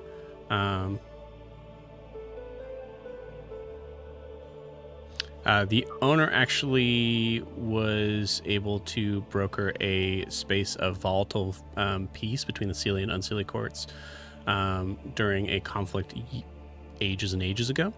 And then there was one other thing. The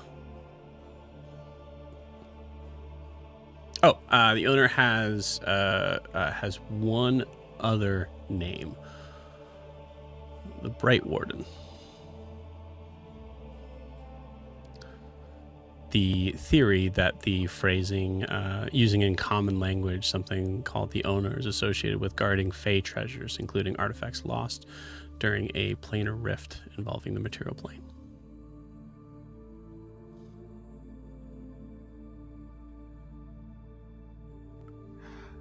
Awesome. Cool. Gwen will look up after that over at Prim and say, we can learn a lot more about this soon. I mean, if we saw what the Gloom Warden was... It sounds like Yeah. opposite, right? Yeah, but I'm imagining how much worse that could be. Yeah, it doesn't necessarily mean good. Not in its entirety. This rift is interesting too, I think. But I don't know. Yeah. And I don't know the connections yet. whatever the situation is, we'll figure it out. This is very personal to you, but hey Gwen, when you do get a chance, I can't make heads or tails of this book. Seems to be about portals. Oh, yeah. Petra, if you could help, that'd be great. On what? And this book that I found here, it seems to be on portals, but I can't read this. Yeah. Okay. Cool. What did you need? I mean, I got time. Yeah. What did you need to know? I want to know. Essentially, I mean, this looks like something that me and my compatriots saw when we had a little bit of a rendezvous with a hag. Yeah. Yex. Yeah. We can say her name now, I think. Oh yeah, because we killed her. I just didn't know if it was, culturally a faux pas to say Squeesh their names. No, everyone knows. That's why I feel like you guys probably must have. I mean, word traveled really fast. Yeah, Thanks, by the way. I guess I should, Oh, no. I had no horns thanks before, necessary. so. Right. Yeah, same here. But this is more of a fiendish trait rather than. Yeah, your horns phage. look like softer than mine. Only the skin. They're kind of hard, but they're a little bit hollow. Give them a little bit of a knock. Cool. Mines have like the kind of like the ram horns. Anyway, so the book that you had, so it's it says the title is Ephemera Unbound, and he does this sort of like thing of like there's a second where you're like having to like recognize, hey buddy, don't read a storybook to me, like sort of thing. A treatise on Fey ethereal overlap. Authors Alathiel Mithrin. Man, he closes the book for a second. Having like simple names really helps out a lot. It's so much easier to kind of read through them, and then sees like a look on your face. I'll keep reading. Yeah. Okay. No problem. So it looks like this is pretty much like kind of like a book on portals of like how to find them, especially involving but really only like focusing on the Feywild. I mean, at least according to this book. I mean, who knows if this works anywhere else. So first part of it, the first couple chapters kind of talk about like the idea of like how to be able to find these portals and where they lead to before having to kind of go through them. First thing is something that's called like ley line mapping. So if you had someone who was specifically very gifted at getting attuned to arcane currents, even says here that some people actually can like see them. This would be very useful for that type of thing. There are certain rituals that you can use using like rare reagents like starfall blossoms or mirrored dew. Can reveal or sometimes even summon a portal. But most portal locations, or at least a lot of them, according to this, you want to be careful with because they would sometimes have guardians that are blocking one side of them. Is there an area of like a place that you're wanting to specifically travel to? So there's the Moonlit Arc, which actually. Okay. Oh, all right. Yeah. Sorry, and now he turns into a space where he can like kind of like look at both of you and like direct his. Okay. Well, there's the Moonlit Arc here that is kind of specifically located on the map that travels to the Shadowfell. Moonlit Arc to the Shadowfell. Yeah. Okay. There's the Ashen Pyre, which apparently goes to the elemental plane of fire. Sounds rough. And there's a thing that's it's called they call it the Verdant Spire, which is actually relatively pretty close here.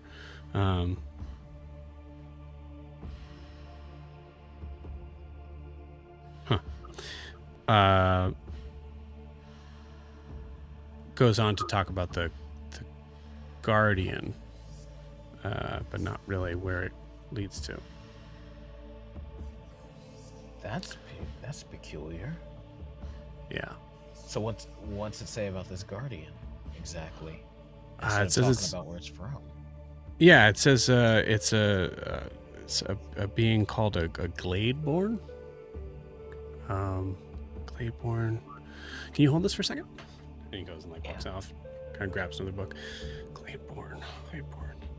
Oh, okay. Celestial Dryad. A celestial dryad. Yep. That's truly. That's what it says. Dang. Planes are more interesting than I thought they were. Yeah. So, anything about these? What does it take to summon one of these portals? Are there material components? Well, I mean, as most of these books go, there's kind of like example references, but there's no like clear like these are what you need to summon this. Probably because it could, have massive consequences. Are there I'm any sure sigil sequences detailed in the books? Detail? No. A lot of it, I think, like, something like that you probably have to get from something that's probably already protected by not me. Because I'm not a fighter. He's a cuddly creature. Well, I can be. Yeah, I could see it. Great. That was very helpful. Thank you. Yeah. You're welcome. You are a very skilled librarian. Thanks. Did I give you guys enough time to browse before I gave the information here? So I want to make sure that we're doing this in the right order. Wonderful. Fantastic. Okay. Yeah. All right. So next is the new books. Sure. Yes. New books. So here's the new books, and he goes and like comes off and gives you a bunch of books that are actually, ironically, giving a lot more information on the material plane. Cool. Hey, Gwen, didn't you have one of these books? She pulls out like one of the smut books from. Yes, I think I gave that one to Yori. Well, okay. Yeah, I'd be careful with that one. A lot of weird feelings reading it. I think Imagine so. Looking at the new books that are about the material plane, he would levitate the closest one that he would see from a place he's lived, so either Sway or Eriskar, and he just starts like psychically thumbing through it just to see how accurate the book is to the real material plane. Okay, cool. Yeah, roll me an investigation check.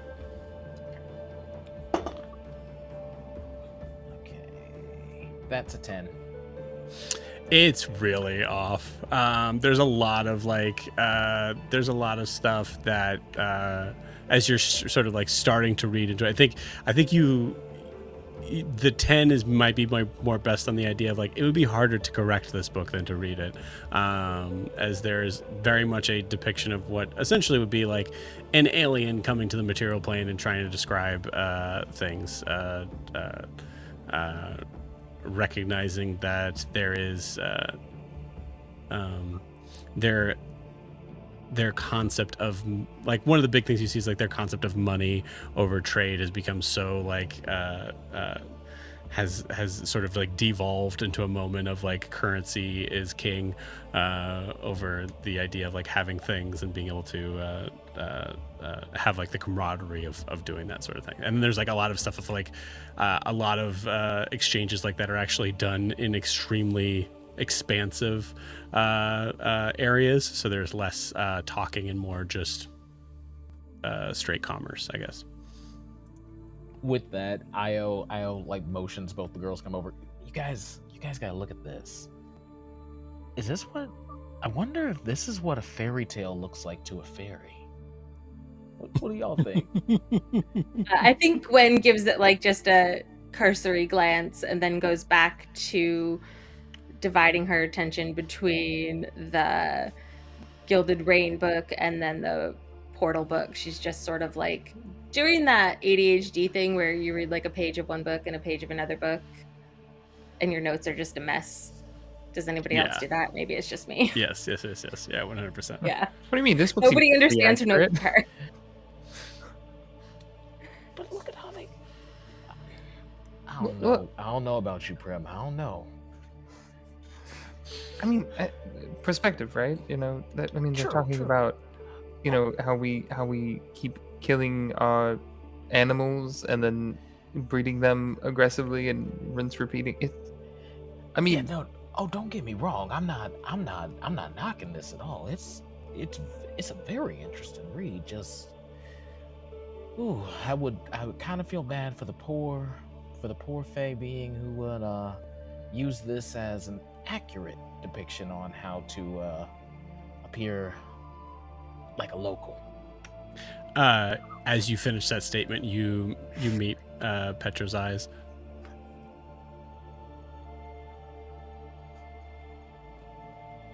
Oh. apologize. I am very sorry about that, Petra. I'm just No. It's. I mean, I didn't write it. I just. Maybe we. Gwen is just gonna not, without even looking up, just saying, "I swear to God, we used to be good at people." When? we're still good at people. At the end of the day, we celebrate our differences in the material plane anyway. Most of the time. Okay. Yeah. So should I throw this away? No. It's a great read. It's just not. Again, it's written from, like Prem said, it's written from the perspective of someone who doesn't live where we're from.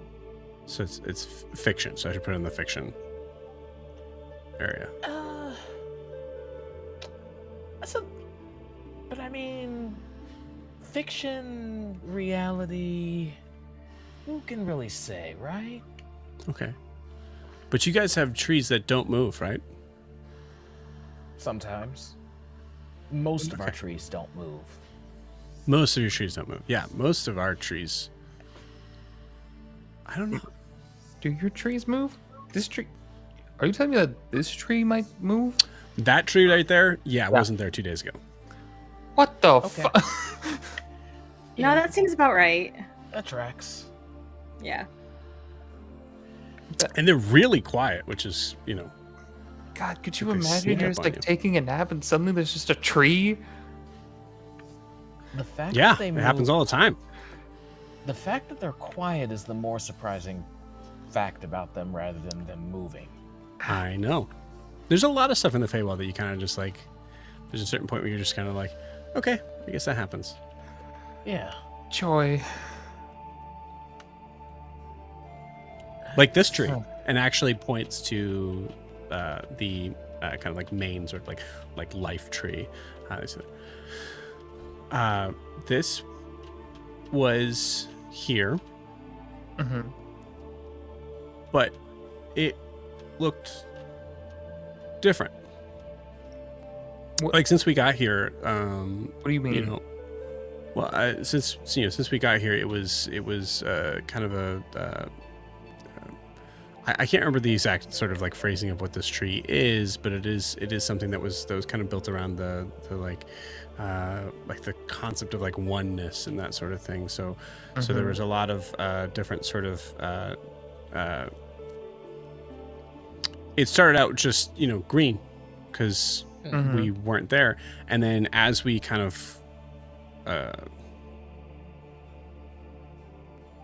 you know, cemented ourselves around it, and you know, and Planted you know, your used- own roots, as they might say. yeah, as you use the resources, it started to kind of change colors, and the orange, and there's like a little bit of blue in some of the leaves, and the green. Yeah, Makes sense. that. And you guys don't have that from where you come from. Not typically, no. Gotcha. Okay. Yeah. Cool. But you have like we kings have and stuff, right? trees that change colors during different seasons, but not because people plant themselves around it. Yeah. Okay. Cool. Because that's the because the Eladrin just kind of came down and taught you guys seasons, and that's how that worked. Sure. So We'll that's go how with that that. happened. That Okay. sounds fine. Yep. Anyways, yes, we do have kings and queens, but they're a whole can of worms in and of themselves. Yeah. They're in a can of worms. Figure of They speech. sure Nope. certainly can Figure- be. Yeah. Okay. At least I hope not. I But feel like you're You're messing with getting me. very. I no, am. we're not. But Okay, she might be mad. I was messing. Yes, I was messing with them because Okay. no, they're people.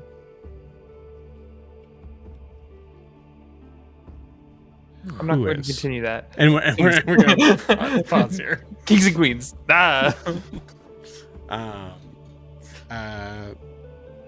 Yeah. Alistair and Yori. Anything from you guys?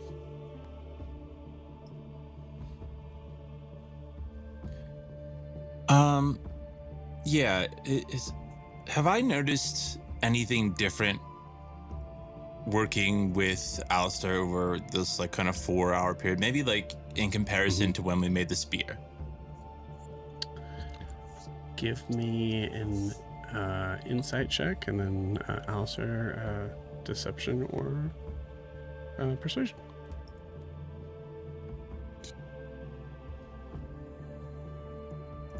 Did you beat a 5?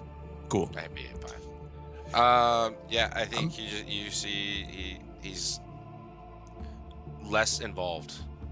Right, and Yori is pretty distracted. Yeah, I think he's just. Whereas with the spear, we were shoulder to shoulder the whole time. This is more just kind of, hey, do this. You should do that.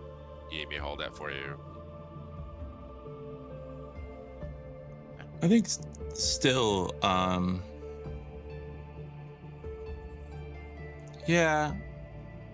I think the only thing that he might bring up, even during or after, is just at some point he might ask,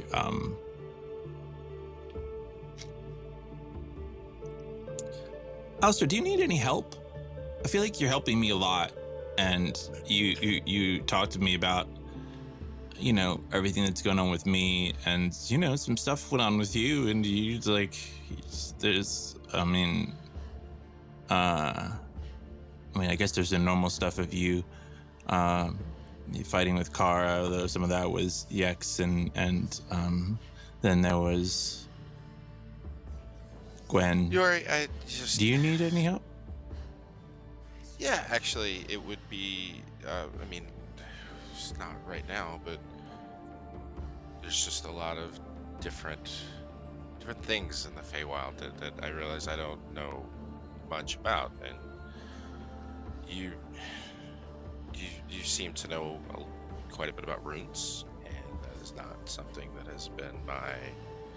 I really don't know anyone else who uses runes. They seem to be pretty effective, and if you have the time, maybe you'd be willing to show me or walk me through some things, and if you want, I could try and show you something. I guess I don't really feel. I guess everything has to be a trade or something.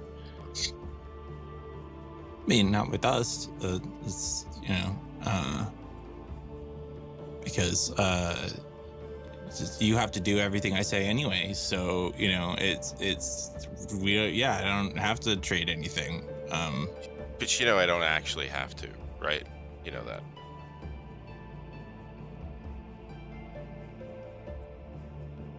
Okay. I mean, I would never just do it, but like, I don't know how any of this works. You know, my experience here it's fractured, and the things that I remember that are helpful are from memories that might not even be true or from here, or they could be. I can remember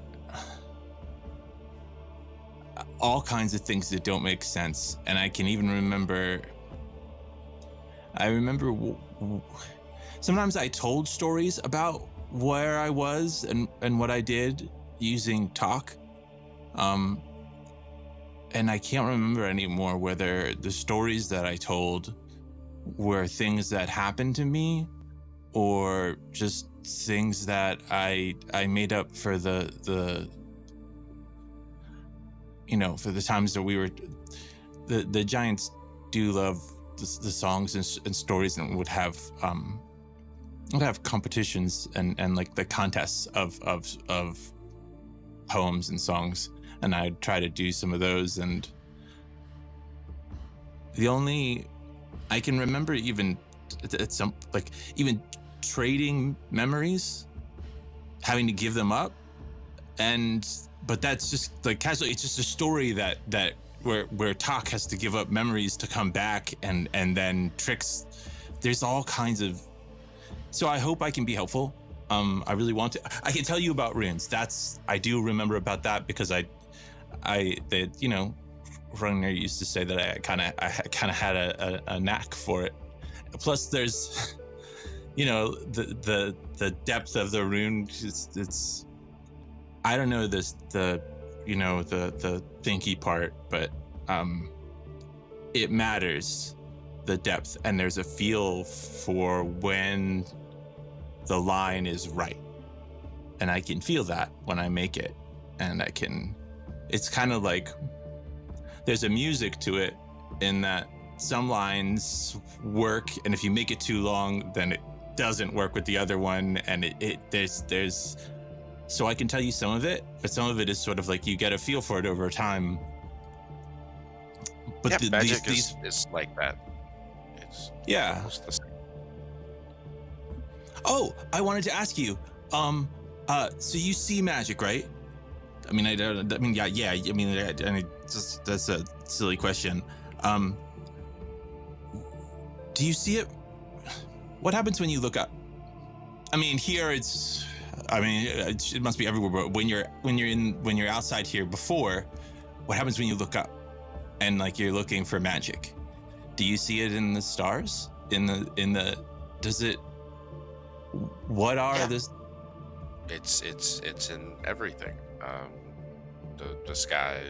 It's a constant, steady glow and aura from different areas, stronger in some and weaker in others. It's in the rocks and the trees. It's in us. It's in everything. It's more or less in different areas, but yeah. Here, it's just blinding most of the time. Yeah. I always wonder kind of what that looks like what the little points of light would look like with, maybe a little, just whatever glow of magic comes from them, from wherever they are, and think about kind of where, if I could go somewhere else. So come with us. We're going places. Just come with us. All right. But hey, I don't want to sound dismissive of any of this, but Faustus used to say that when I was dwelling on a problem for a really, really long time, that sometimes you just needed to walk away for a minute, and then things would kind of come to you when you least expect it.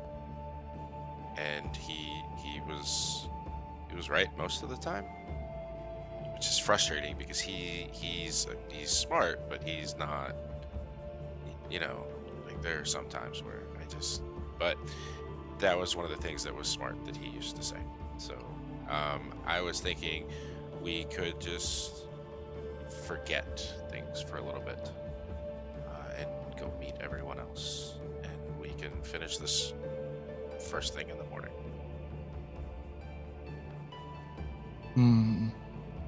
I have been thinking about this whole. I liked the concept of the runes, sort of the opposite ones. These are on the gauntlets that they're like the four primordial runes, like that the giants have a version of them, but they're different on the gauntlets and in other places, but they're these opposites. And if you could make the opposites somehow, I don't know, there was also like the button that you gave me. Sometimes it has my rune on it, which is a different rune, but when I was kind of spinning it and I was thinking about I need to get out of here. Okay, I'll go. Alistair, you go to pick up your stuff, and Yori is, gathering the things as much as possible. You stop suddenly as you hear a message.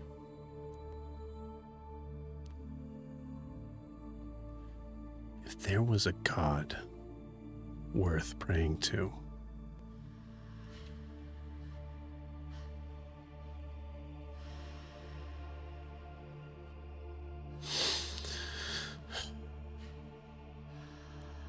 better be worlds away right now.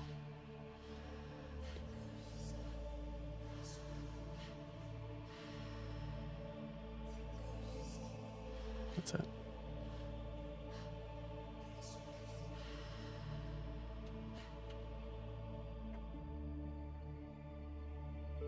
Do I get to respond? You do. If you'd like. Believe me when I say I am worlds away at the moment.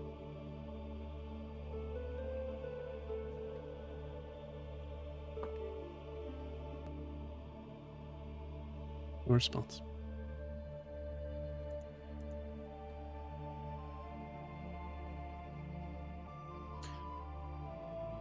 So,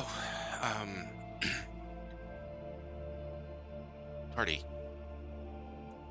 party. Our friends will be there. Maybe it'll be interesting. I am absolutely certain it's going to be interesting. And as it's the armor shop. I don't know if he's still there or whatnot, but like, we were told that we could take anything. I'm gonna look for a shield.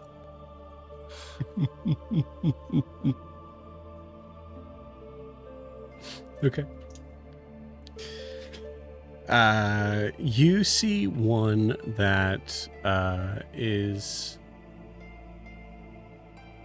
roll me a d20. Okay.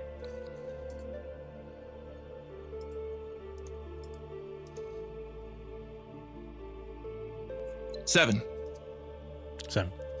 You see there is a shield that looks a little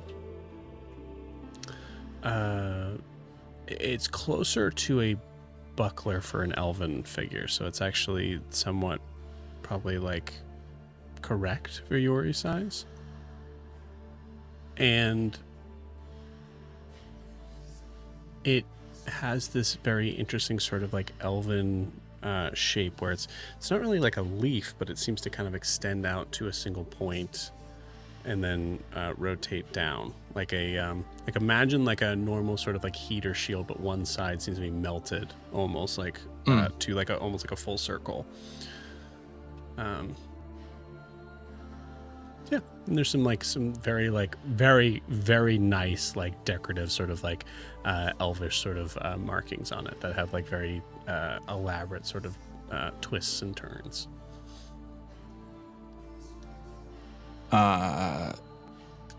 Get the only thing I think that he would check is just given like his experience with armor and metals, like that he's gonna make sure that something is functional before he grabs it. So he will actually like full swing the hammer at it after like either placing it or just if it's on a clamp already, just to make sure, and like clang it just to in the same way people would test out an item from his home. You got it.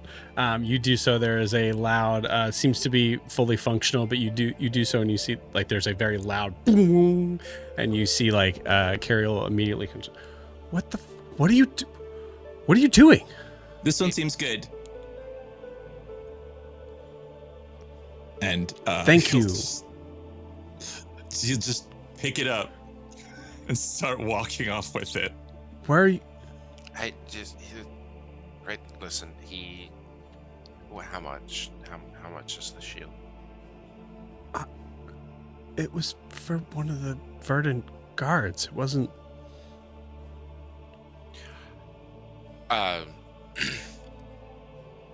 He's going to. I will make sure he delivers it to.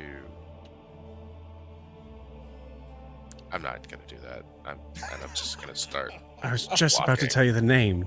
I was just gonna start walking. And it was gonna rhyme with Bara. No. Oh God! It's the guard, Gara. It's Gara. They have forearms. Yeah, you walk away. I mean, there's a weird moment where Larian did say like, "It's okay, let him," and there's been no boundary of what that is. So yeah, you just take it. He just kept Yori.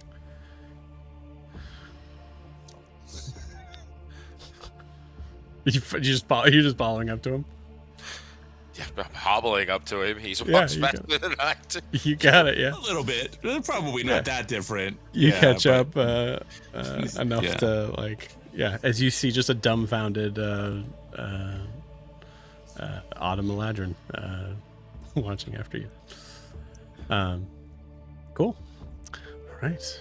With that, we'll move to our next people. This is gonna be really great because I also just get to sit and watch Joe argue with himself now. Oh, it's interesting you say that.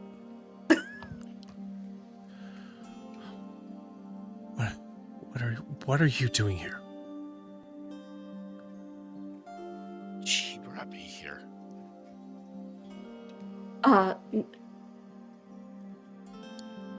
You wanted to come here. What do you mean? She told me that there was more to us than you ever told me before. Well, she was lying. She was lying? Why would what is this? This is just what, another joke that you guys get to play on the only summer Eladrin left? No, okay, that's it. How many times are you gonna?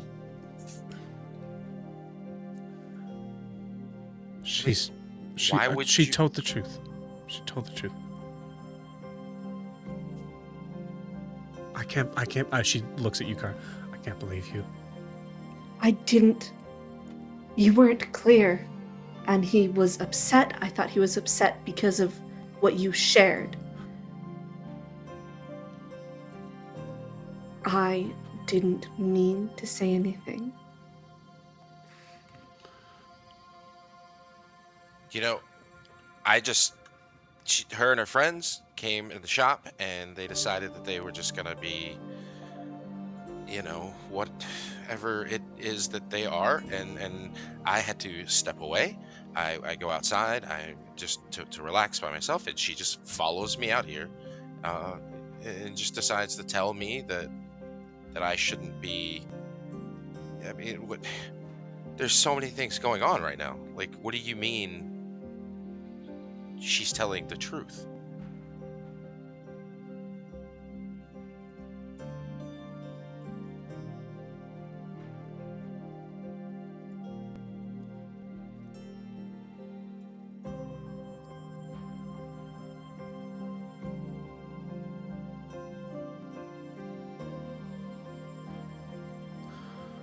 That's why I didn't want you to come.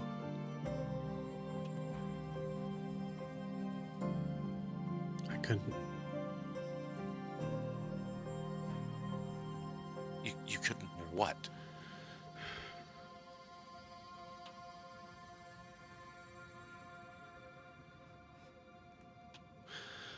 I didn't want you to come to save Abdarian. Because I wasn't sure what we would find.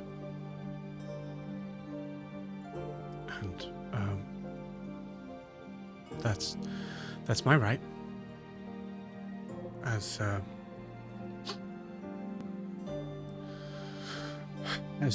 burden lady of the court to... Your right? What about my right?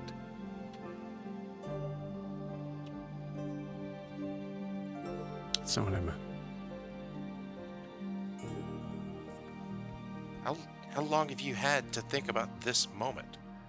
And you still have nothing to say?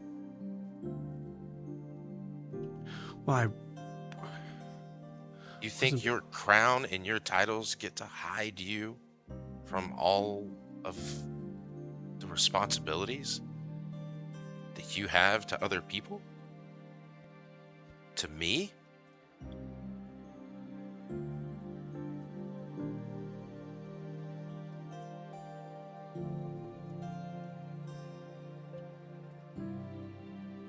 No.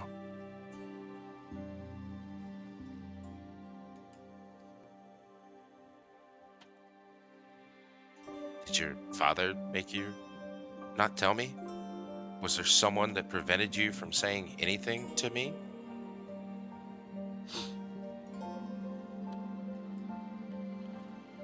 No one knows except for Lemro.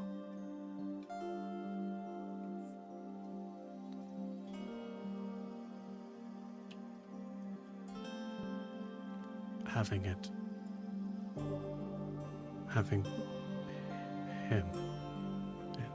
I think she avoids eye contact in saying that. And losing him.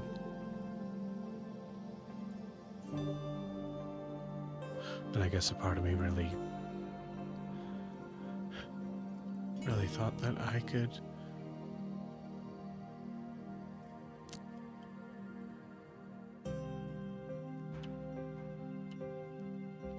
I thought I was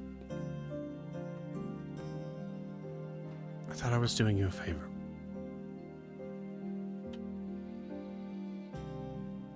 You haven't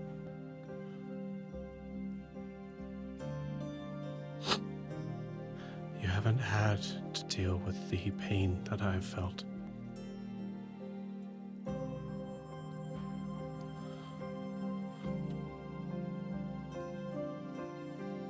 the past few weeks. You think it's okay to deprive me of the opportunity to be with you when you felt that pain? And for what? For what? You. Why do you get to decide what I get to do? Why do you get to take those things away from me? I am just trying to find a way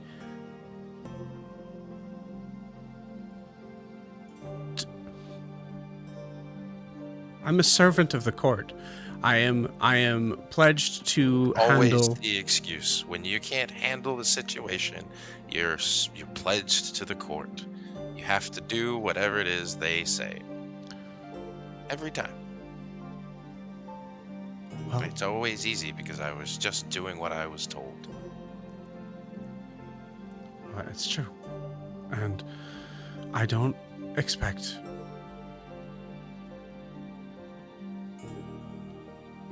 never mind.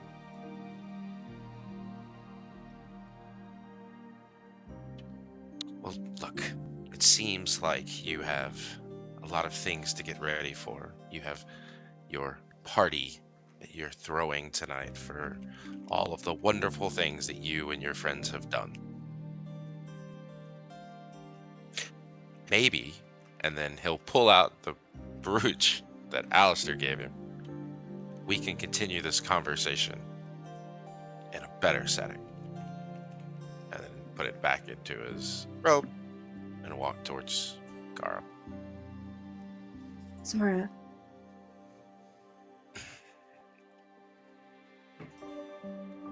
Let him go. That's what he wants to do anyways.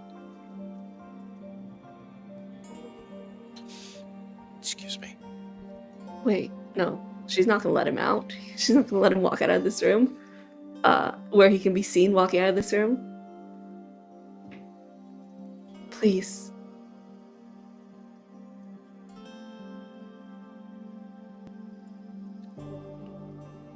So we're holding me hostage now. No, That's right. I'm gonna say in common to Kara because I know Sarah, because I know she has the translation stone.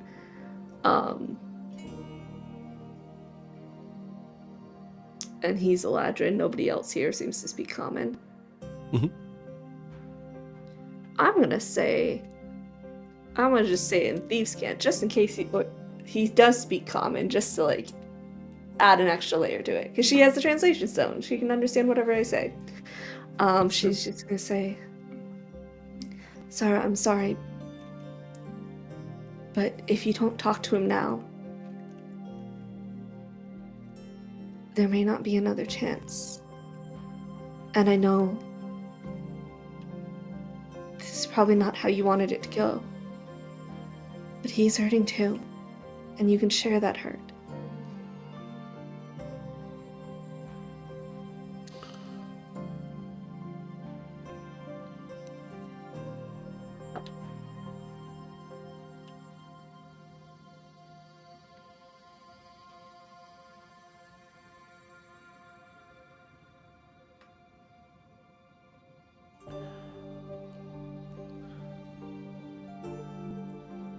He's not interested in, and she's going to say this in Elvish. He's not interested in sharing anything.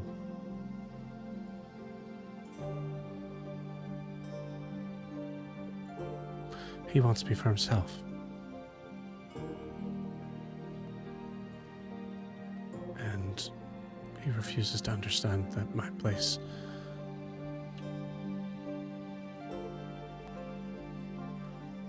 is here with my people. And that my people just cuts through you. Mm-hmm. I will look at Ara.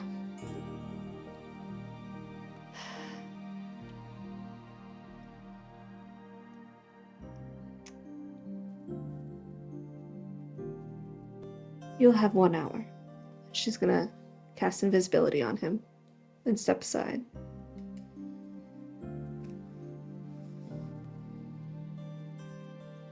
Yeah, he leaves. I do still have his sword, but I'm not giving it back. Not unless he asks for it, like, at this point. He loves that sword. Yeah, I'm not. Sorry. I don't know if he would remember in this mental Yeah, state that's a good to point. grab That's it. a good point. I like Clinton it. Hey, you doesn't guys. remember, so Yeah, this is yeah. Yeah, he storms out. I invisible turn in to the Zara. castle. Invisible in the castle. It's better than people seeing him come out of the room she's coming out of. Mm-hmm.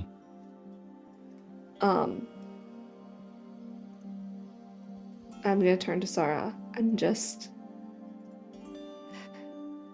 I'm so sorry. I truly did not mean for it.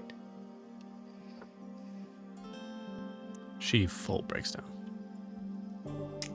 I will take her in my arms if she allows that, and just hold her as she cries.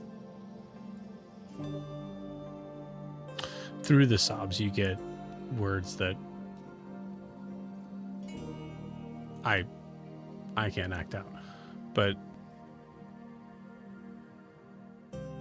you hear phrases like,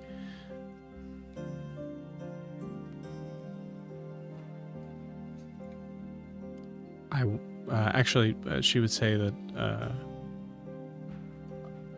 I thought I was keeping him from it for him, but I think it was just for me.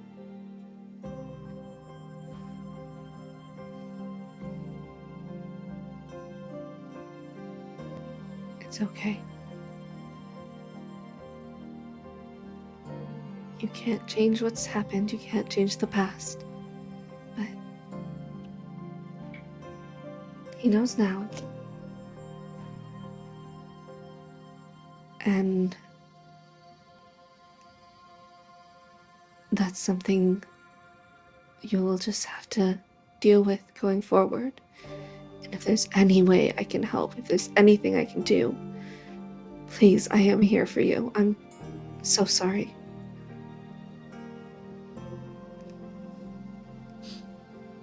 Kind of tries to clean herself up a little bit.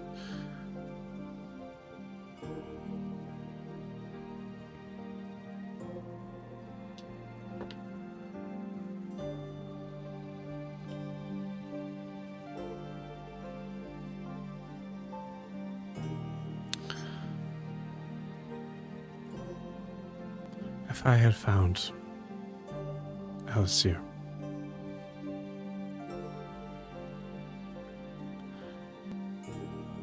maybe I would have had the strength to leave.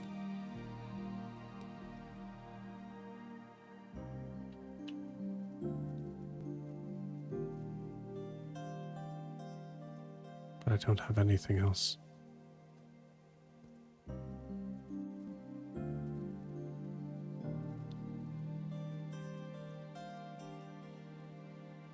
But duty to lean on.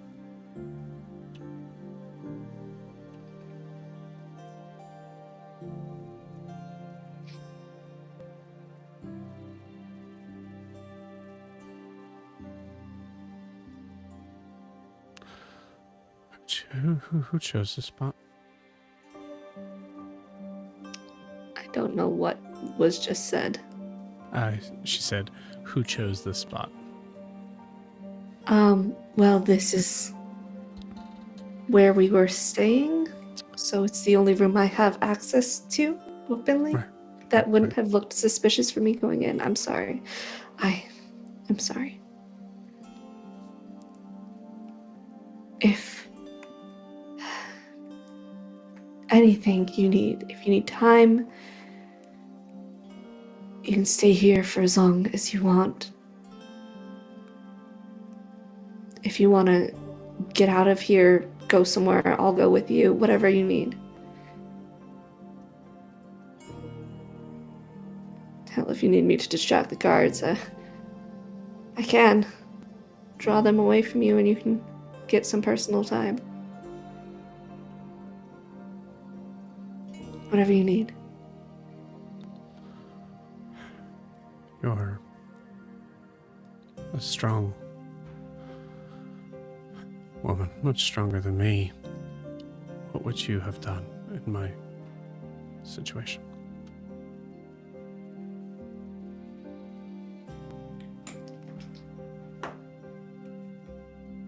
Oh, there's my natural one.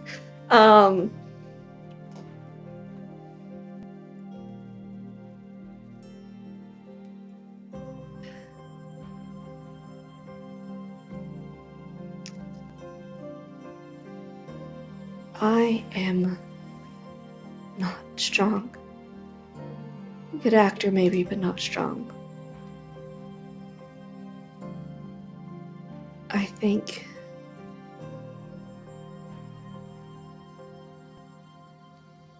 I would have done the same thing.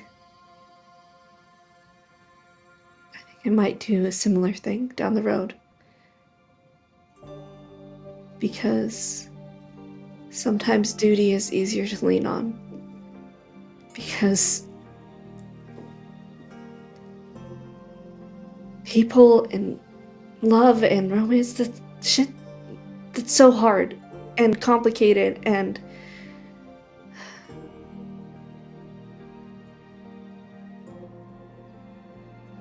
it's sometimes the easier route. But that doesn't make you weak, that makes you human. That makes you like everyone else. And there's nothing wrong with that.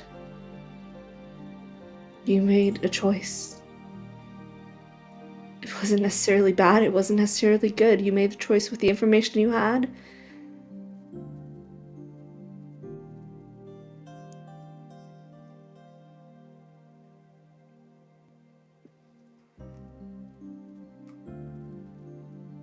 And you just have to keep going forward, one step at a time, like everyone else.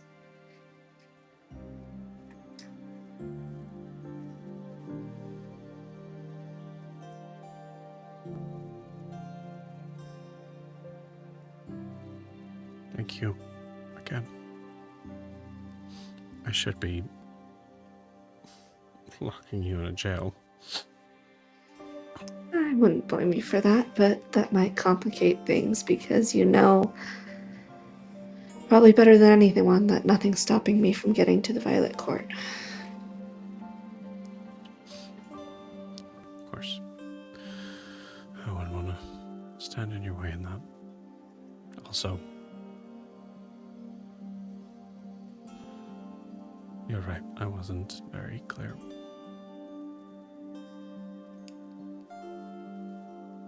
I should stick to not comforting people because I apparently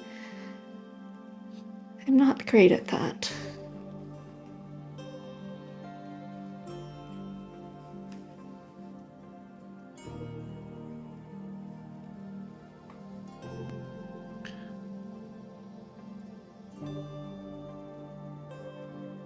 You helped me.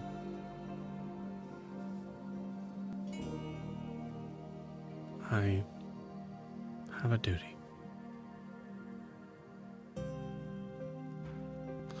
And my duty tonight is to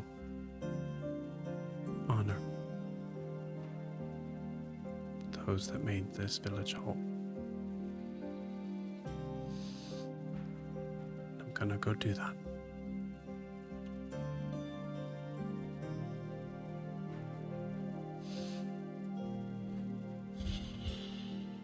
Excuse me.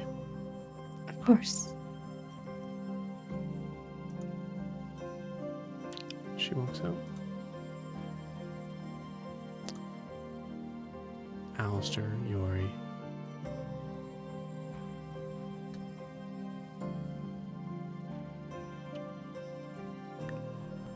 You see a figure.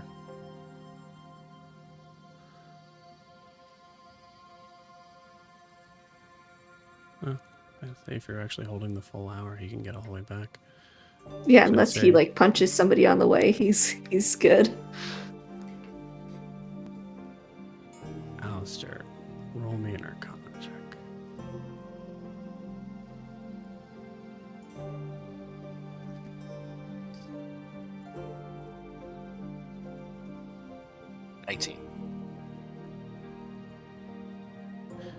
You don't have true sight. So it's not like you can see a figure that is... It's not like you can see through invisibility. But you can see the trace of it. The line. So you see something approaching. Like a... Not really like a cloud, like something that is formulated with like a streak behind it.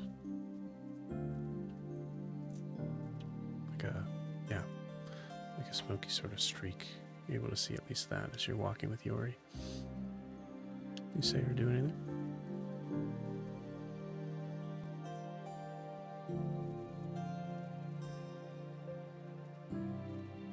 What? I just don't know what. Where's the light level right now? Sun, all that. Midday, about maybe 3, 4 o'clock.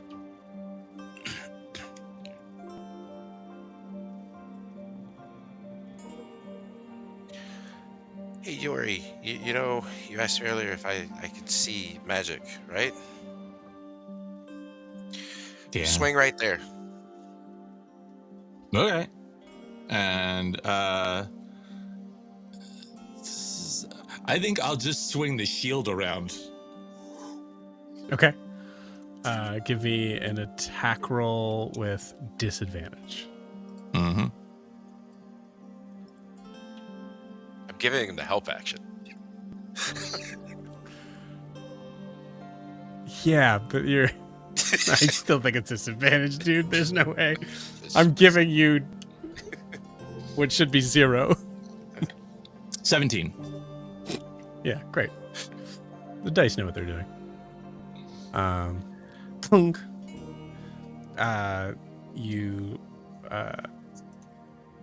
You see him kind of like step back and then immediately grab for something that's not there. That doesn't happen that often. I honestly thought that was just... Why are you invisible? Oh, is someone's invisible? Is it... Should I hit him again? No, don't. Okay. Are There. you okay?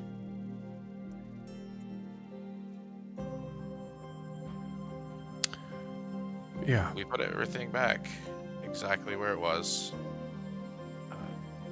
Yuri even had me sweep the floor, so everything's good. He did take the shield from the other guy, though. But you said we could, use anything from there, and Why did you sweep the floor? I didn't sweep the floor. I just tried to make you feel better about the Good. shop. It's my job. And he goes to Okay. walk by. It's probably some hammer scale But there. You seem like we didn't mess with. Where did you go, and where is Kara? He's continuing walking.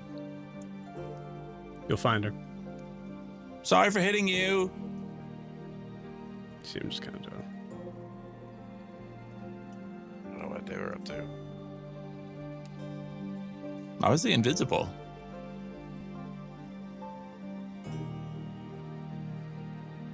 Is Kara invisible, right? Kara?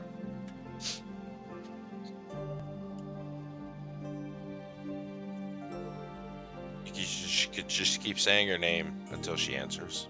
Kara? Kara? Kara? Princess Sarah. No. No, And he's that person Yori. walks on.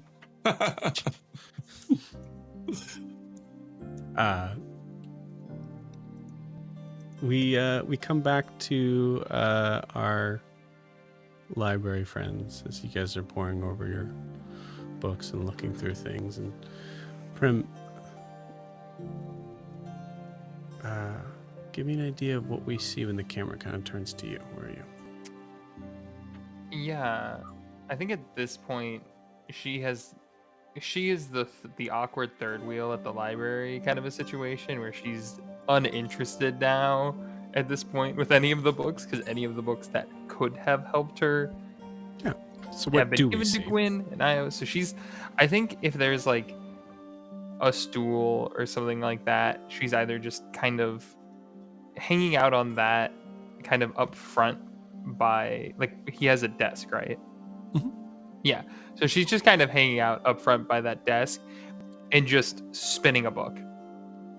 Just between her. She can't. Never mind. On the table. Yeah. Yeah, she's You just kind can't- of. Hannah, I you're was like- killing I was me. like spinning a book. I have one arm. Never mind. I'm trying to paint me a word picture. I'm trying. Gwen's gonna conjure a mage hand, and you can just like play catch with the mage hand. She'll just re-up it every minute with the book. I think she is in her own head at this point. So she's just very much so a kind of scrunched face, and she's like spinning the book, and then she just stops.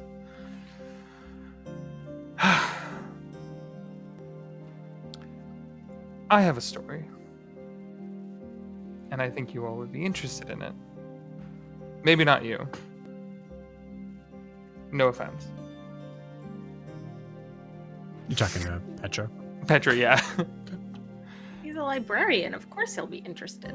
Yes, but Gwen this is answers for him. This is a personal story.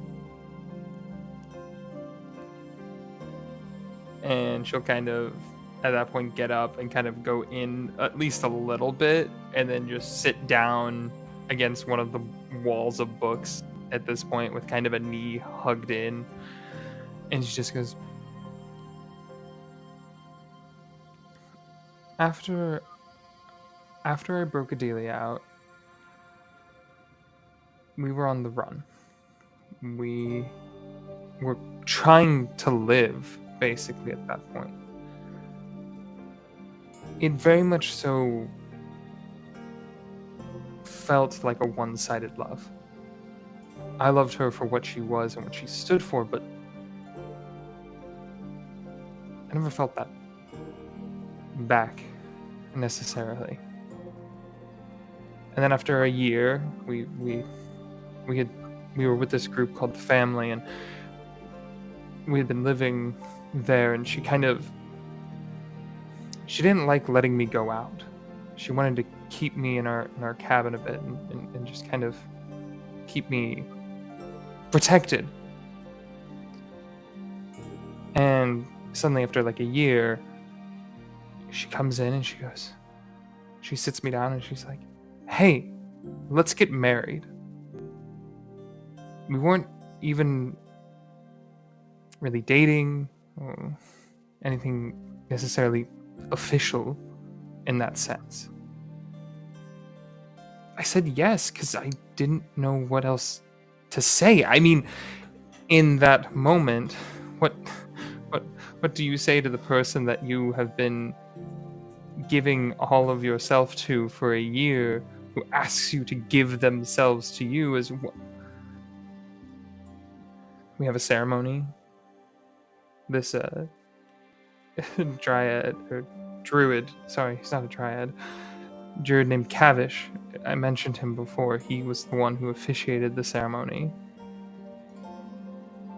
It was nice. And that year, we were together, but we weren't ever together, if that makes sense. Yeah, that makes sense. Yeah. After a year, she gets told, hey, one of her friends in Azumare is going to get executed soon. She asks me to come with her to break them out. I say, of course. Because at this point, I'd do anything for her. And I'd do anything to get out of that house. So we go. And we get there and we go up to the room, and we had been traveling all day, so we were exhausted. I fell asleep in the bed, and I've relived this moment in my mind so many times. When I woke, I saw her across the room, standing 10 feet away from the bed. And she looks at this person who I can only assume now was Richter. She looks at me. She doesn't say anything. She doesn't say I love you. She doesn't say goodbye. She simply looks at me once more and walks through. She wasn't chained. She wasn't being held hostage. It didn't look like she was charmed. She walked through of her own free will. And it's bothered me. And I think about it all the time. But recently, with how Alistair cares for you, Gwen, with how Eris moved heaven and earth to talk to you, Io, I haven't received a word from her in 5 years. Nothing.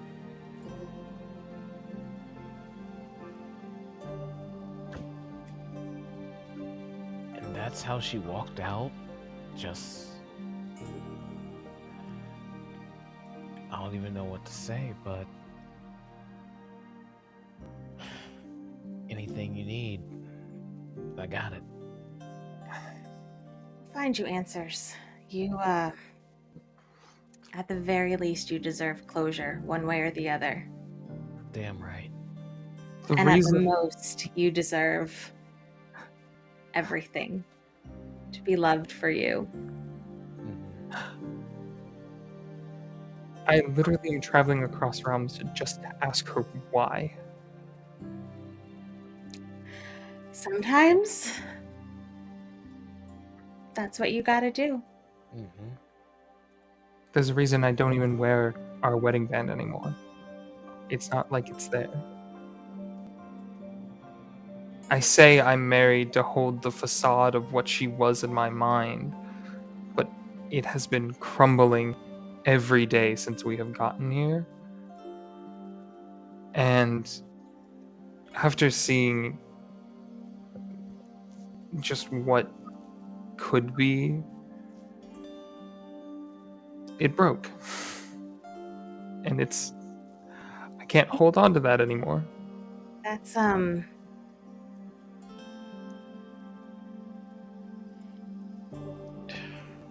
the thing, right? Sometimes you get answers you don't want. And sometimes I just want the realizations that come break your heart. And it sucks. All I want is an answer. I could move on.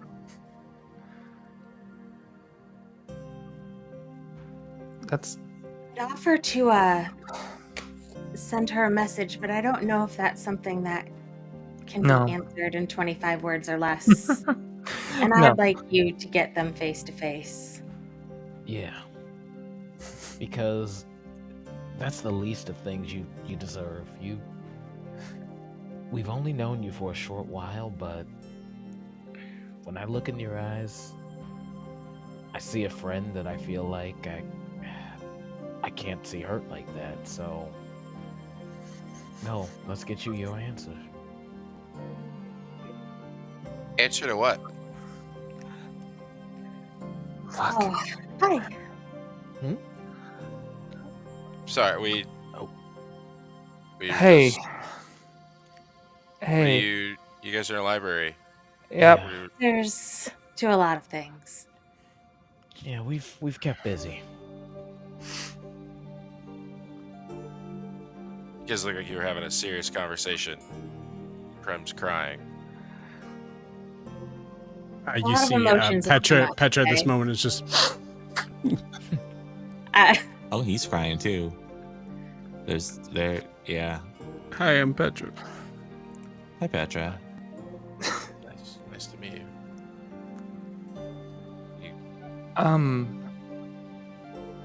I'm gonna go talk with the seamstress about our outfits to make sure that they're ready. Yori, do you want your outfit to have flames? Oh yeah, Like- fuck yeah. Tell her to put the flames on the outfit. Yeah. Okay. Did you give her my measurements? Yes. You just- Yes.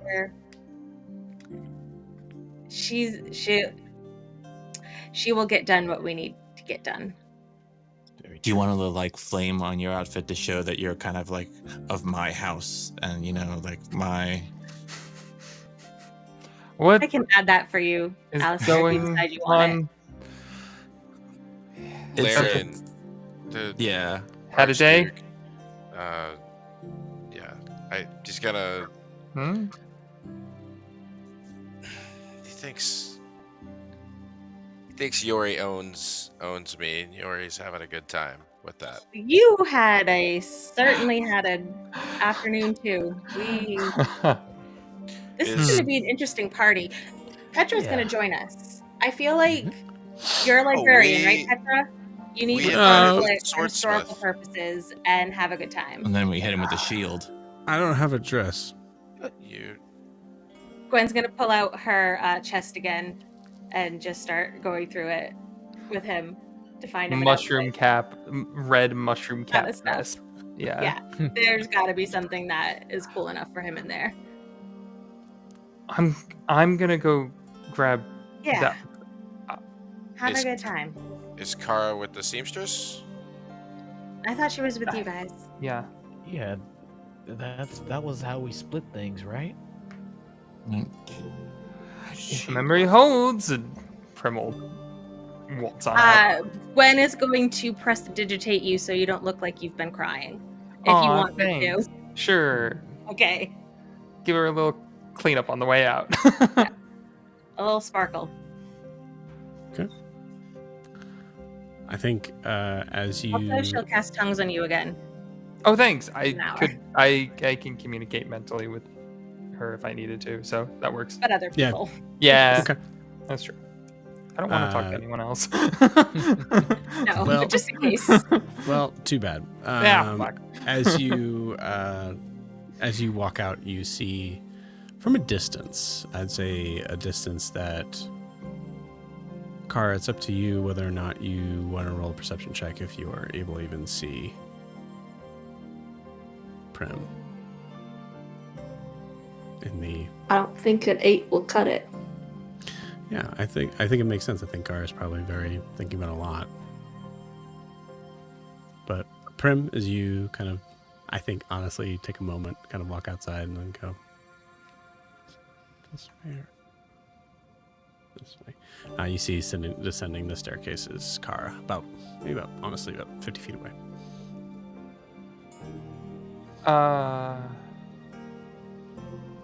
She just yells, "Kara, come help me!" With? Outfits. I needed to go to the library. There was some things I wanted to look up. Okay, never mind. The library's right here. I thought you guys already did the outfits earlier. Yeah, but we have to go pick them up. They can be done already. They're probably not, but I need to talk to a seamstress.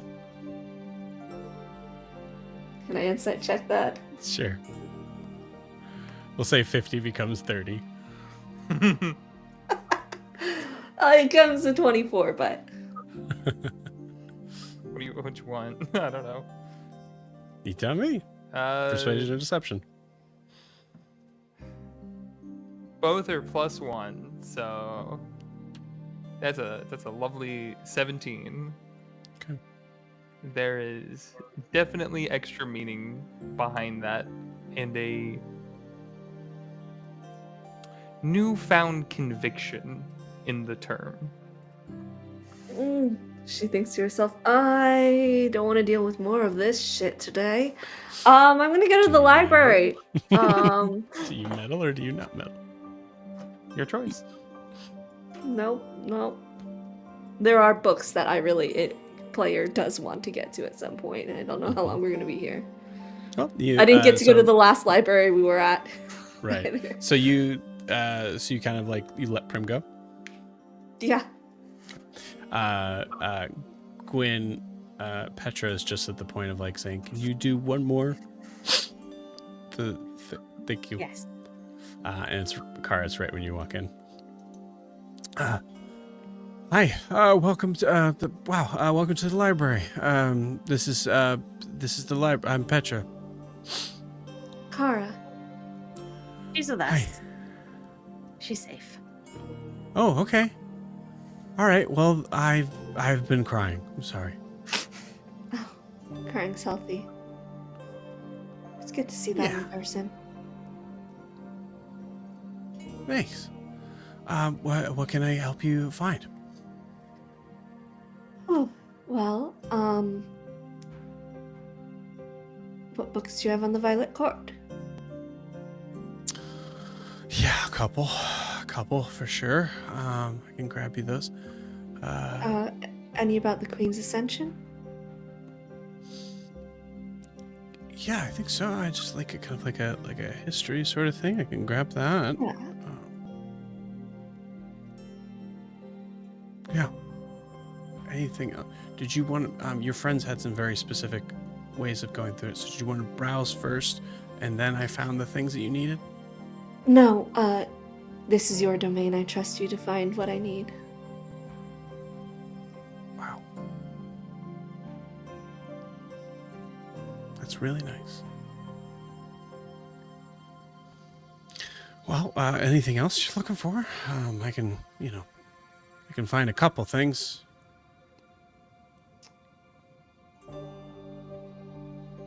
Let's stick with the Violet Court and the history of the Queen for now. Okay, got it. Kara, give me a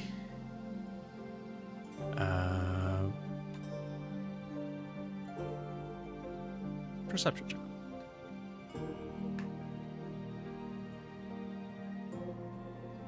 19. 19.